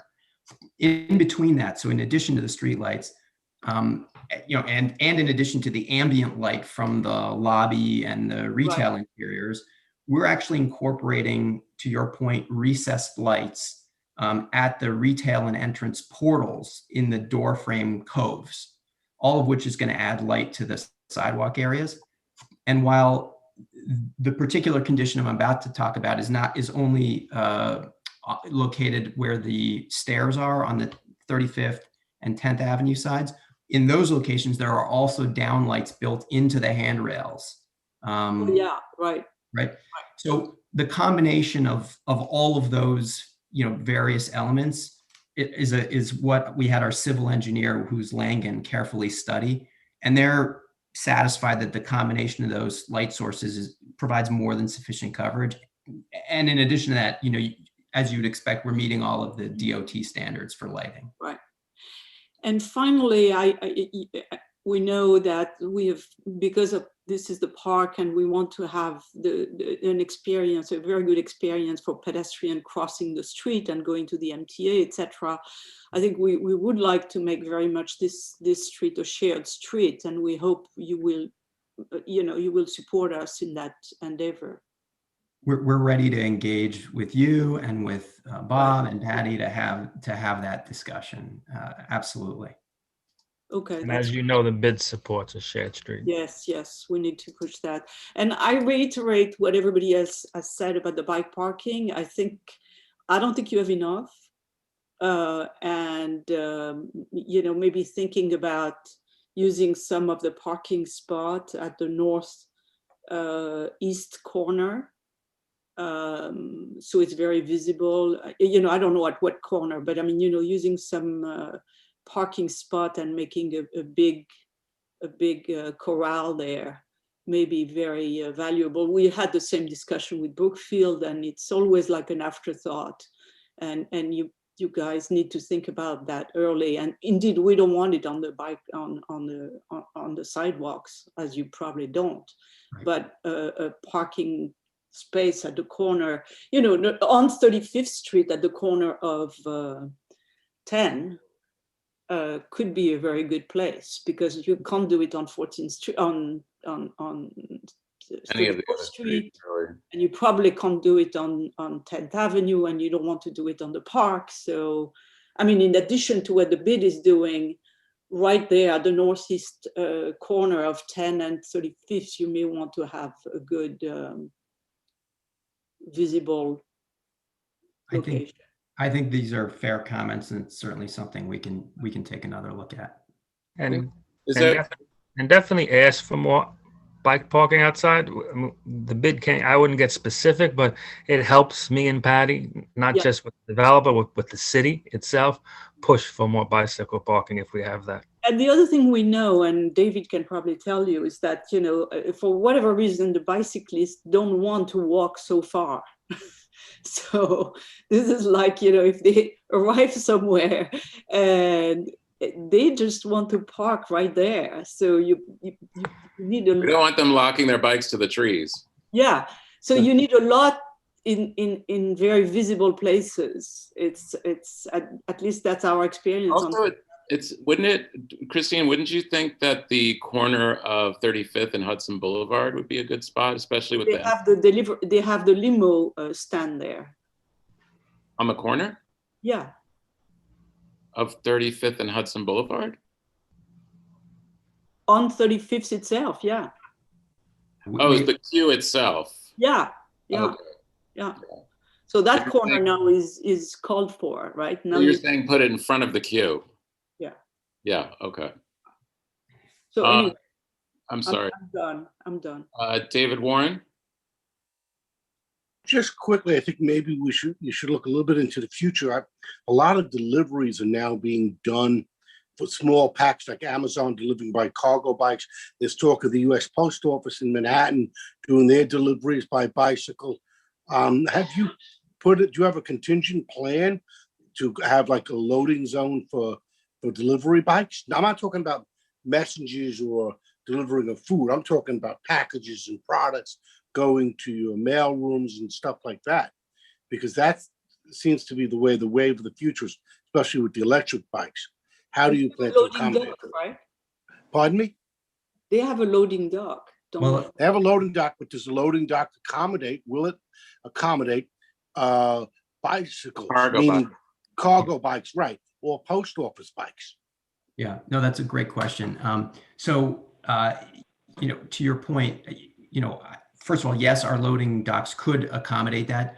I don't want to mislead you and tell you that we have a plan that's already been devised to deal with that scenario, because, as you said, I think it's emerging, and we're still, you know, a year and a half away from opening, and so I think that will evolve, and we'll certainly, you know, figure out the right way to accommodate it, because I think you're right. If that's the trajectory of deliveries, then, you know, just having drop-offs at the messenger center may not be sufficient, but we have two very large truck docks that then bring vehicles or could be bikes down to the cellar level, and so that could be one way we could accommodate it. Good question, David. Do we have any more questions from the committee? Not, I'll look to see if there are any questions on this topic from the public. Janine, do we have any hands up in the public? I see Miriam's hand is up, but I think it's from her for her new business item. Yeah, I can check with her. Okay. Miriam, can you hear us? Okay, she put her hand down. Okay. All right. So Martin. Make a motion. Oh. Unmute, Martin. Hit that button.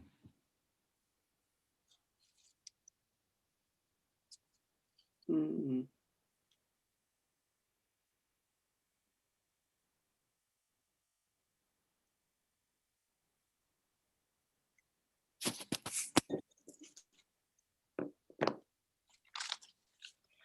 Okay, so let me recap what I've heard. Here he is. ADA ramps. Yes. Martin is asking about the ADA compliance of the entrances. Yeah. I know there was one. Yeah. No ramps. Martin also, I think also, we like to make sure that the ramps accommodate both wheelchair users and scooter users. Yeah, so in general, and I don't know whether Kate will have any or will have anything to add to this, but in general, we are abiding by all ADA requirements of building, including at all entrances, including at the black car entrance, the entrances you saw that had grade changes, which were 10th Avenue, and the main lobby entrances as well.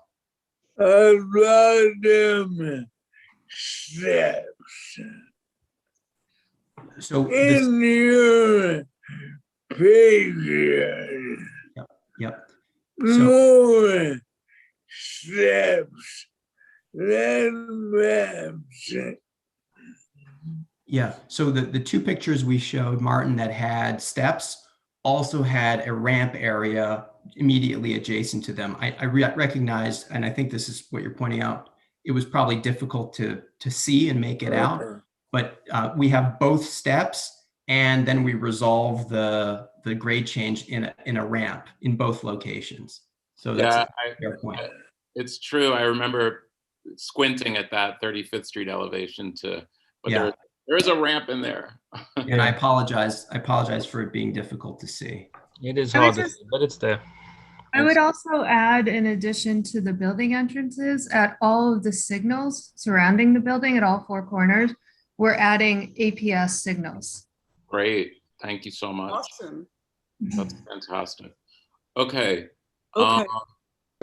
I seeing no other hands. I think Jeffrey had something. I could make a motion to wrap Christine's summary into a letter and accommodate the ADA recommendations and applaud those signals as well. We have the limo, the planting along the park with lighting, advocate shared street, more bike parking, and that's it. I think on the bike parking, Christine, let's not just only mention bike parking, but cargo bike loading and delivery. Can we take a little bit wider approach there to do sidewalk bike parking and cargo bike loading and delivery? Got it. The language along the lines of anticipating increased usage of cargo bike deliveries. That's you, Dale. Okay, I'll write that. All right, that's my motion. Do we have a second? Yeah. Martin, thank you so much. Okay, so we're going to vote on this as committee members. All those in favor of this resolution, supporting this treatment with the caveats mentioned, raise your hand. Any opposed? Any peonies? No. I stare at your building going up as I look out my window every day. And Me too. I can't wait to see the trees. We really appreciate your time and interest. Thank you so much for waiting such a long time. Yes, and thank you for waiting for us to finish our other items on the agenda. Okay, moving on to the next item. We're going to have a discussion of the wildly successful street maintenance survey. We got a lot of responses to this survey. So that was good because the more people that subscribe to a survey like this, the more robust the feedback. So Christine, do you want to? Yeah, Janine, could you put up the slides? Yeah, let me just bring them up. Right. And I'm not going to cover all of them because it's too long, but I'll do the short version at the beginning. And then you can all look at the rest of it by yourself.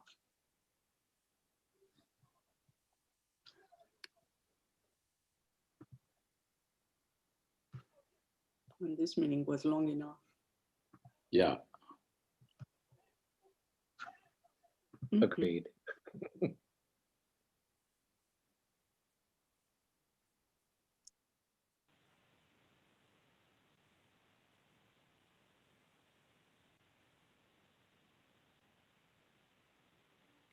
We didn't see her. It says Melody Bryant was talking. Can you call Melody? Do you want to talk? I didn't see Melody's hand. It's up. Here's Melody. Hi. Sorry, we couldn't see you on the screen. Yeah, I had to go to my phone because I have to go move barriers at 8 o'clock for my open street. So I always have to move to the phone so I can hear you, but you probably can't see me. I actually had another question about bikes, which is Unipod, which is secure bike parking. It's pods that go on the street. I don't know if this is too much of a question to ask since they already have secure bike parking within the building. Yeah, they have it in the building, exactly. All right. And is there going to be a presentation to the community beyond what's happening here? No. Okay. Oh, you were referring to the prior presentation for the Yes, yes. Oh, okay. Yeah, this was their presentation. In effect. Okay, okay. I'm glad I was there for it. We're glad okay. So this page, yeah, we had 960 respondents, which is pretty good. And 10% were with disabilities, with ADA. And 80% were in zip codes, I say associated with MCB4 because some of the zip code are not exactly CB4. The average respondent was 52 years old. And we had 4,909 comments, which were fantastic. So next page. So answer on the first question, which was overall quality of the sidewalk. So pretty good. I mean, you know, essentially 52% said they were not that bad. Same thing on MCB4, but when you get to the ADA population, they felt that 64% was bad. And generally what we have found is that the ADA population was, the disabled population was found situation to be worse than the rest of the population, which is very logical, right? The people. Next page. Okay, now this is about maintaining the sidewalks. 57 under normal condition, 57 say it was either poor or very poor. In CB4, we said 59%, and ADA said 68% said it was poor or very poor. Next. Now, under the snow condition, MCB4 said it was poor, very poor, 62%. And 69% poor or very poor. Next page. So that's the summary of the main issues. Under normal condition, the question was, how often do you encounter these conditions? And I showed two numbers. The number on the left is, you know, the general population, and the number of the right is the disabled population. So the biggest problem across the board is ponding at the corners, which everybody complained about. Dirty sidewalk, 73%. Obstructed, 63%. And ramps being in bad shape, 50 to 65%. So these are the worst situation that were mentioned in the study. Next page. And we did a map of all those, the comments said, where is it? And these are the location where people complain about the situation. There are a bunch of situations around ponding, around 23rd Street. There are a bunch on 42nd Street in particular. Oh, look at this. And everything else, people complain. Some complaints say all of Ninth Avenue, so I had to mark. And you can click here for the interactive map. Next page. So this is the snow conditions. Ramp and corners, 74 and 77 say it was often impassable, right? And then bus access. For ADA people, 67% often narrow or impassable. And then the clearing delays, 64, 63% or 61, 67% say the ramps were not clear and the bus stop were not cleared within 24 hours. And then the other one, which was fairly big, was the lengths cleared. So if you say on a block, 17% observed that the sidewalk was not clear, was clear for less than 75%. And that means that on a normal sidewalk on an avenue, a quarter of it is not clear, which is probably 1 or 2 stores, right? Which makes sense. 1 or 2 stores didn't clear because it was. So next, so these are the location which were mentioned specifically. So a lot around 23rd Street and a lot in 42nd up there. And we have other locations which are in Harlem, in Meatpacking, etc., which didn't fit on the map. But when you go to the map, you can see it. Next. So interesting, we ask, were you willing to report, right, and to whom? So approximately normal condition, 31% were ready to report, and snowing condition, only 12%. But in all cases, 75% were reporting to ADA, which is your green line. So that's where they were reporting, I'm sorry, to 311. So that's the typical place where people report. Next.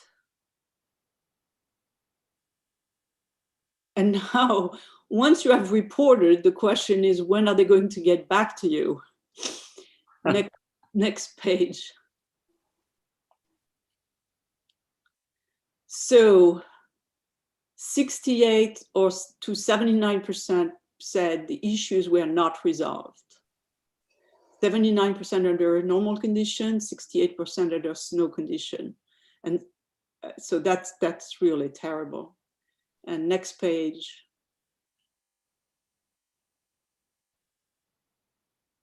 Next. Right. So as a result, 82% are very dissatisfied or dissatisfied with 311 level of service, which means that probably a lot of people do not report the problems, and all the problems go unreported and they don't have it.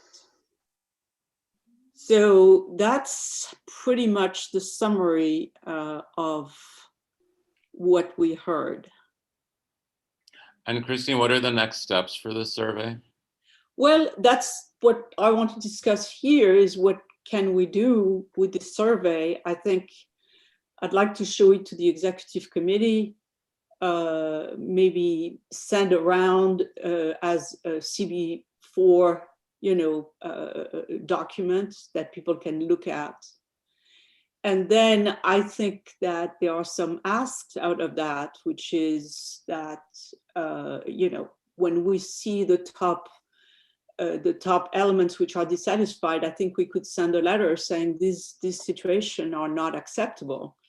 And we want to hear what you have to say about that. And maybe ask that the current laws be modified so that those conditions be addressed in a very general way. I mean, I don't want to be totally specific about it for our community board. Right. Do we have questions or comments from the committee?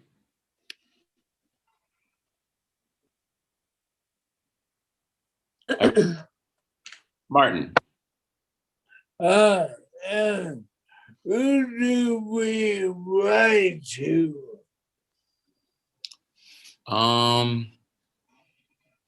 I mean, some of this is DOT. Yeah. A lot of it is sanitation. Sanitation. Also the mayor's office. Yeah. And I think essentially it should go to Corey. I mean, what do you think, Jeffrey?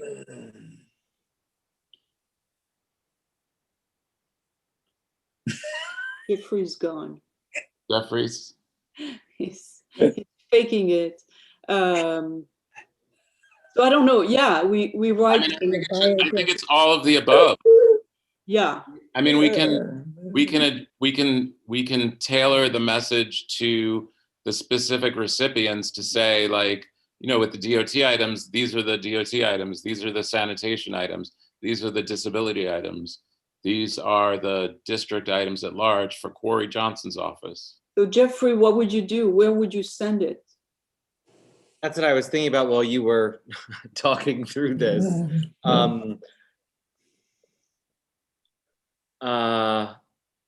It's all of the above to a certain extent, I guess.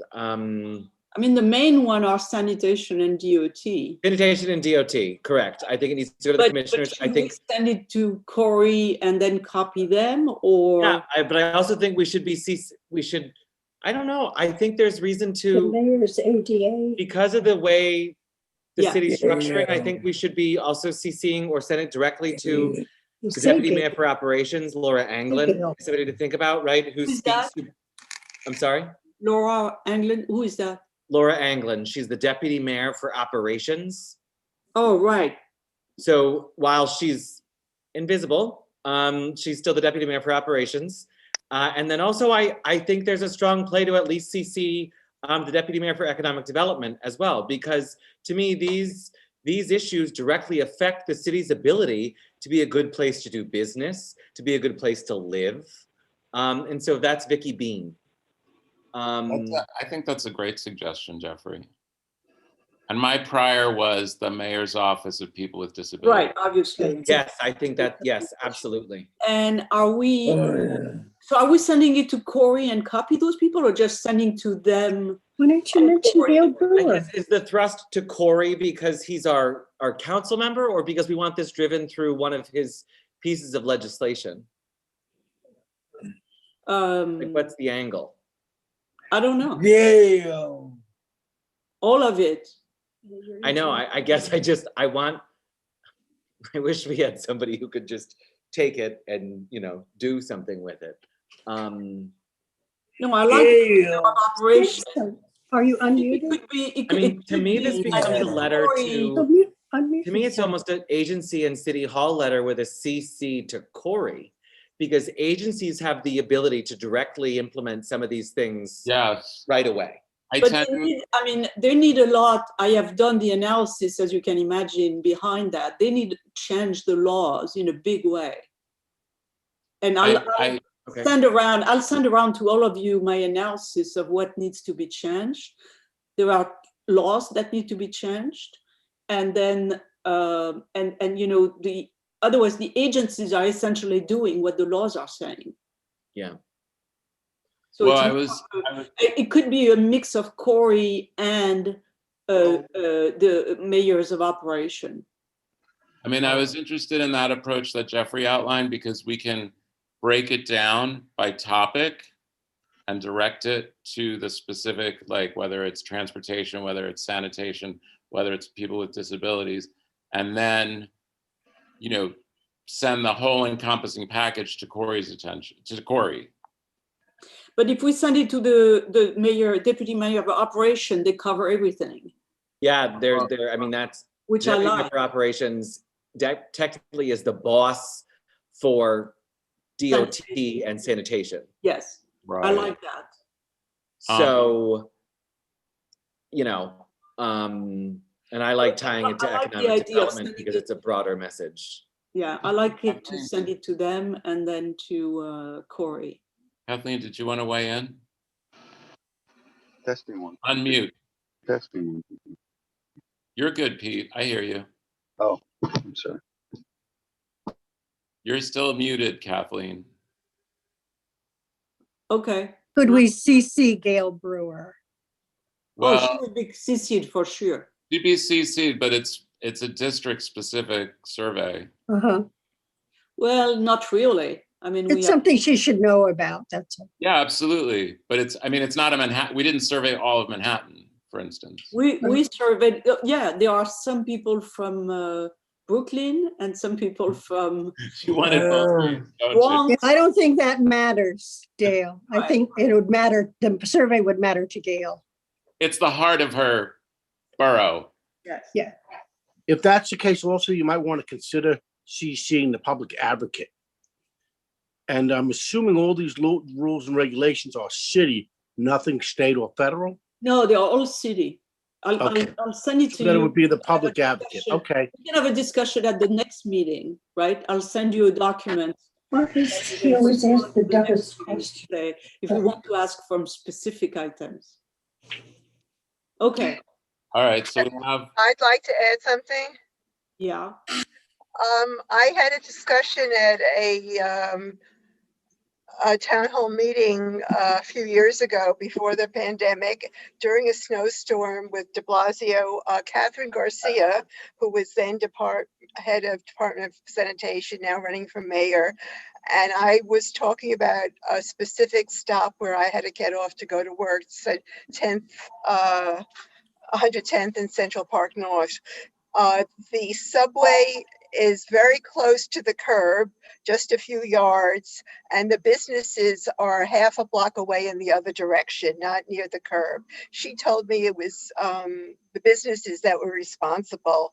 Yes. What is that correct? Even if they're a mile away from the curb and the subway entrance, which was always frozen over. Yes. And I always had to wait for a sturdy, kindly looking person to hang on to so I wouldn't fall until So I got. that's what I was saying. The problem is that when you read the laws, the laws must be changed in order to fix all that. You can't just, muddle your way through the operation. The people are doing the job, they follow the laws, and the laws need to be changed. All right. That might be part of the letter. Let's good. re-examine the efficacy of the laws for our safety. Yeah. And mobility. I mean, thank you, Miriam. We have we have addressed this topic in other letters, but I mean, it bears repeating and like emphasizing that the way it's laid out currently is part of the reason it leads to these failures that we're seeing in the survey. Yeah, we can roll that. We can roll that into the language that describes what we're looking to accomplish. Thanks, Miriam. Do we have any more comments or questions from the public? I don't see any hands up from the committee members. I don't see anyone. I would move that into a motion to send it to the folks that we outlined. 9 o'clock. Bravo on this survey. Thank you. And Martin, you seconded? Okay, all in favor of this behemoth letter? Okay. Aye. Any opposed? Any present not eligible? Okay, thanks all. All right, I'm gonna go through 3 old business items that were brought up in chat and in an email. The first one, I think Christine addressed, right? Should you, Dale, excuse me to interrupt, this gentleman which was waiting for the- Oh yeah, I'm gonna get to him. I'm just gonna go through these 3 really quickly. So Miriam asked about the March letter about yeah, I responded to that. Culture of compliance, and we haven't gotten a response. Okay, and then also Jennifer asked about the letter about the kiosk, the DOITT letter. Have we had a response on that one? No. Okay, and then the third one is Alan in an email asked about 23rd and 10th. I think we put in a letter request for. Yes, we did a letter and we have repeated that in a separate conversation with DOT, but it doesn't look like we are going anywhere. I think if we want to get somewhere for 23rd and 10 is we need to get the elected involved. Okay. All right, so we'll address that response to Alan. So just to address the old business items that had come up, and now I know that there was Ben here with a new business item. Ben, are you still with us? Hey, it's Colleen from DOT. Oh, hi, Colleen. Hi, guys. I've been listening to you all night. Fantastic meeting. Well, I regarding believe that 23rd and 10th, we didn't see regarding you. 23rd and 10th, our signals division is looking into your request. Give me about a few weeks and I will get back to you on that one, okay? Oh, excellent. Great. Thank yes, you. we are, it's on our radar, okay? I just want you to know. Okay, we'll relay that to Alan who had the question. Let Okay. Alan know. Okay. Thank you so much, Colleen. You're welcome. Hi, Ben. Hello. Hi. Hi, thanks for recognizing me. I am a resident of West 22nd Street between 7th and 8th. Got a couple of two minor things I just want to get out of the way first. When the gates that are the barricades that are blocking through traffic on streets get demolished and like it looks like intentionally sabotaged, what is the process in getting those replaced? I mean, that's a good question, Ben. And the process is to ask the DOT, the open street office of DOT, to give you new ones. The DOT open street office. Okay, that's excellent. But it's not the local precinct that handles it. No, don't talk to the precinct. Okay. All right. Terrific. Okay. So one of the things that has been going on all along, and I've often wanted to ask the board about this, is the creep of more and more city bikes into residential parking. And there are a lot of open safety lanes. So take, for example, 24th Street between 8th between 24th and 25th in front of Penn South. There isn't even parking there necessarily. All of this parking that seems to be extended more and more. Because I haven't been to this before, what can you tell me about how this decision is made, how it is appealed, how these changes could be made? Because I would like all that residential parking back, every last bit of it, and have the city bikes, which we need, moved onto the safety lanes. But it just seems like it's more and more and less parking for residents. So the decisions are made by City Bike and the DOT, looking at the flows and the volumes of people using City Bike. And, they can see whether people are trying to get a bike and it's, are they trying to park a bike and there is no parking for the bike, or they are trying to get a bike and there is nothing done there. So it's really based on the volumes of users. And during the L train and during the COVID, more and more people have been using the bikes. Wait a minute, you were on mute, so I don't know what to say. Yeah, I'm sorry. I didn't want to interrupt you, but I needed to ask my wife to bring me my power supply, or I'll just disappear. So it's really based on volumes, and that's what it is. They do come before this, Ben. They do come before this committee to discuss. Well, at least they notify us, right? They notify us. They come to discuss proposed locations. So when you say you don't want the city bikes located in the parking lanes and rather in the safety lanes?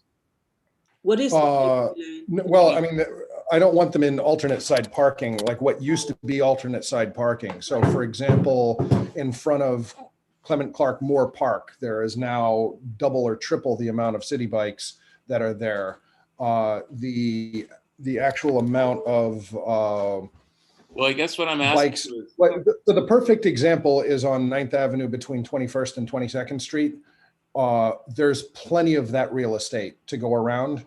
And rather than it continuously creep into alternate side parking, I would like to enter some sort of campaign and appeals process to rally the people who are affected by this to influence the DOT and decision makers involved in this to say, we would like these, because if the city needs to pave a street, City Bike will come along and move it. So I would like these moved onto these lanes because there's plenty of room for that. So when you say, I just wanted to explain something. Yeah. On the avenue, the space is reserved for loading and unloading. And it's not really parking. And it is important that we reserve the space for loading and unloading. Otherwise, the stores are not going to have loading and unloading. And then, the deliveries are going to get tickets. So generally what the DOT does is try to reserve some of that space so that they are loading and there is not double parking or triple parking on the avenue. So that's the logic behind Ninth Avenue. Yeah, and that would be great if it actually worked out like that, but unfortunately, the double and triple parking still happens. They don't use the safety lanes, but I'm talking, like, one example I gave was on 8th Avenue between 24th and 25th. There are no deliveries there in that particular spot. They're like, if you're talking about in front of Gristides, I could see that. If you're talking about in front of Penn South, not so much. Well, look, but if you have a problem with a specific location, you know, which is in your street or whatever, you know, I don't think you're going to win. Well, my block actually hasn't been affected except for maybe 2 blocks down, but I'm just talking about on a neighborhood level, at a policy level. That's not going to work. So you're going to waste your time. So I'm telling you honestly, that's not going to work. If you have a problem in a specific location and you want to look at this location and you find an alternate location where you could put them, you can come to us and we will be happy to say, look, let's do something about this one if we have an offset, right?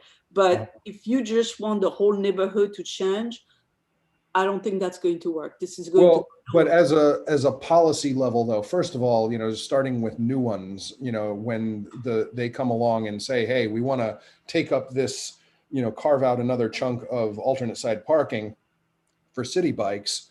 Like, I'd like the creep stop to be first of all, and to the extent that there could be rolled back, I'd be happy to make suggestions on specific places, but it's just gotten out of control. And that's what you know, I'd like to understand what the decision-making process is and who the decision makers are. Well, the decision maker is the DOT, and they ask for our advice, and we give an advisory. I mean, you know, our function is advisory only. So we say, you're going to have a problem here, you are going to have a problem there, etc. We are trying to emerge what could be the problems before they happen, right? But at the end of the day, the DOT makes the decision. And within the DOT, is it sort of a commissioner type of decision that's an autonomous decision, or are there committees within the DOT that do data-driven analysis of this that influence those decisions? Yeah, they are data-driven. I don't know whether Colleen is still there and she wants to talk about it, but there are divisions which are specifically dedicated to street, you know, bike share. And to parking, and they look at the pros and cons of those two things. Colleen, can you elaborate on that? It's Colleen. So we have our bike share division, which do thorough analysis in terms of locations where they work with Lyft to install the city bike stations. Prior to installing the stations a few years ago, we came to the community board when we did the whole rollout of city bike stations, and where we determined it would be feasible to install these stations. And we worked with the community board where, you know, the stations were approved and installed. And as Christine mentioned, you know, COVID came along, a lot of people were riding or using bicycles to get around. And what we have done, we've looked at the density of the area, the particular area, and we look at ridership usage and proximity. And that's how we make our decisions in terms of installing the city bike stations. The other thing is that I know your question really pertains to the loss of alternate side parking, which is removed when we install these stations. And we try our best to try not to, you know, take away parking. We try our best to install these stations in an area where there's a no parking or a no standing. But again, we look at the usage and the ridership in that demographics that makes a determination for the installation of these city bike stations. And lo and behold, the demand is great, and we are going to continue to install the stations citywide, and we are going to continue the pursuit of installing protected bike lanes as well. Well, I'm all for putting them next to the bike lanes, and I think that in terms of protecting pedestrians and so forth, that actually makes an effective shield for that. And there are a lot of streets, particularly depending on which side of the street, but ones that don't have turning lanes on them are very often good candidates for that. And so thank you, everybody, for the explanations. I will, continue to look into it. This has long been a thorn in my side in terms of just, but I needed to understand the process. So I will consider it further, and it's nice to have met you all. Yeah, thanks, Ben. Come back. And also, if you subscribe to updates about the committee's work, you'll see when City Bike is next coming to us about additional locations or changes. And Okay, and if I were to want to make a presentation to you the way that some people have made a presentation, how do I go about scheduling such a thing? Yeah, you yeah, just send it to the office, to the community board office, and you say, I want to be on the calendar. Okay, and this is a monthly meeting that we have. Yeah, here. we meet monthly, and sometimes based on like urgency or priorities, we have to schedule stuff for the following month or in 2 months, but usually it's 1 to 3 months by the time it gets scheduled. Okay, all right. Well, thank you all very much. I appreciate it. Sure thing. Do we have any other new business? Yeah, as long as we're on City Bike, just very quickly, I want us to keep our eye out on this. I believe they put a new City Bike station on 27th or 28th on 8th Avenue. And what I noticed radically was city cyclists going the wrong way, either to park them or something. So we've got to monitor that, because it would be tricky to put in a two-way bike lane there, because they're right by Penn South, which is a mature community. So it's a very delicate situation how we want to do that. We might want to keep an eye out on that. And I think it was done this week, because I noticed it, and I was like, usually it takes me a while to notice this. It was like, boom, like right in my face, all these cyclists going the wrong way. I have another unrelated matter. Should I wait or to keep our eye on? Is it new business or old business? Yeah, it's new. It's new. It's partly old and new. It's the parking lot by B&H. Somebody's going to get hurt or killed, especially in the afternoons, because two things. One is there's parking cars on the sidewalk, riding on the sidewalk, and they're also blocking that second where the construction is, the street. So as a cyclist, cars are stopped. All of a sudden, they stop dead in the middle of the street. So it's a two thing. It's more similar to what happened in Bay Ridge, what I'm thinking a scenario when that person got killed by the Volkswagen dealership, than what happened in our area with the garage. But this has been an ongoing, and plus the lot next to B&H, which is not part of them, they're stealing like a few feet of the curb by parking their van. So I don't know how we want to go about this or what we want to do about it.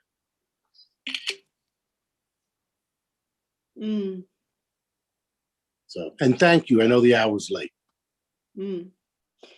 Let's discuss that maybe next, next month. This has been an ongoing problem forever. This drives me nuts. Well, as far as I have a quick new business, I won't take much of your time, but since the 38th and 9th has always been a terrible intersection with a tremendous amount of gridlock from the queue of the New Jersey. However, now that the bike lane has been installed, the people which are coming through 38th Street cannot go around the queue, and sometimes they get into the bike lane to go around the queue, or when they cannot go around the queue, they honk forever. So that intersection, which was already very bad, has become dangerous and horrible. So Colleen, I'll send you a note about that. Yeah, Christine, send me a note. We'll take a look at it. Yeah, it's really, I think we're going to need a traffic agent there, because it's obviously between 4 and 8 and there is no real solution to that. But I mean, it has gone very, very worse than it was. Yeah, we need a traffic agent there with a horn deactivator, Colleen. Yes. Have you issued those? Yeah. Okay. They just shoot at the car and the horn gets deactivated. They're amazing. Maybe they shouldn't be. I just have fantasies of this device myself. I do. Do we have a Motion to adjourn, or there is a new business? Oh my God, no more new business. Okay. I don't see any more. Motion to adjourn. Move to adjourn. Second. Thank you. Second. Bye, everybody. Bye, everyone. Everybody. Bye, everybody. Bye. Bye. Yeah.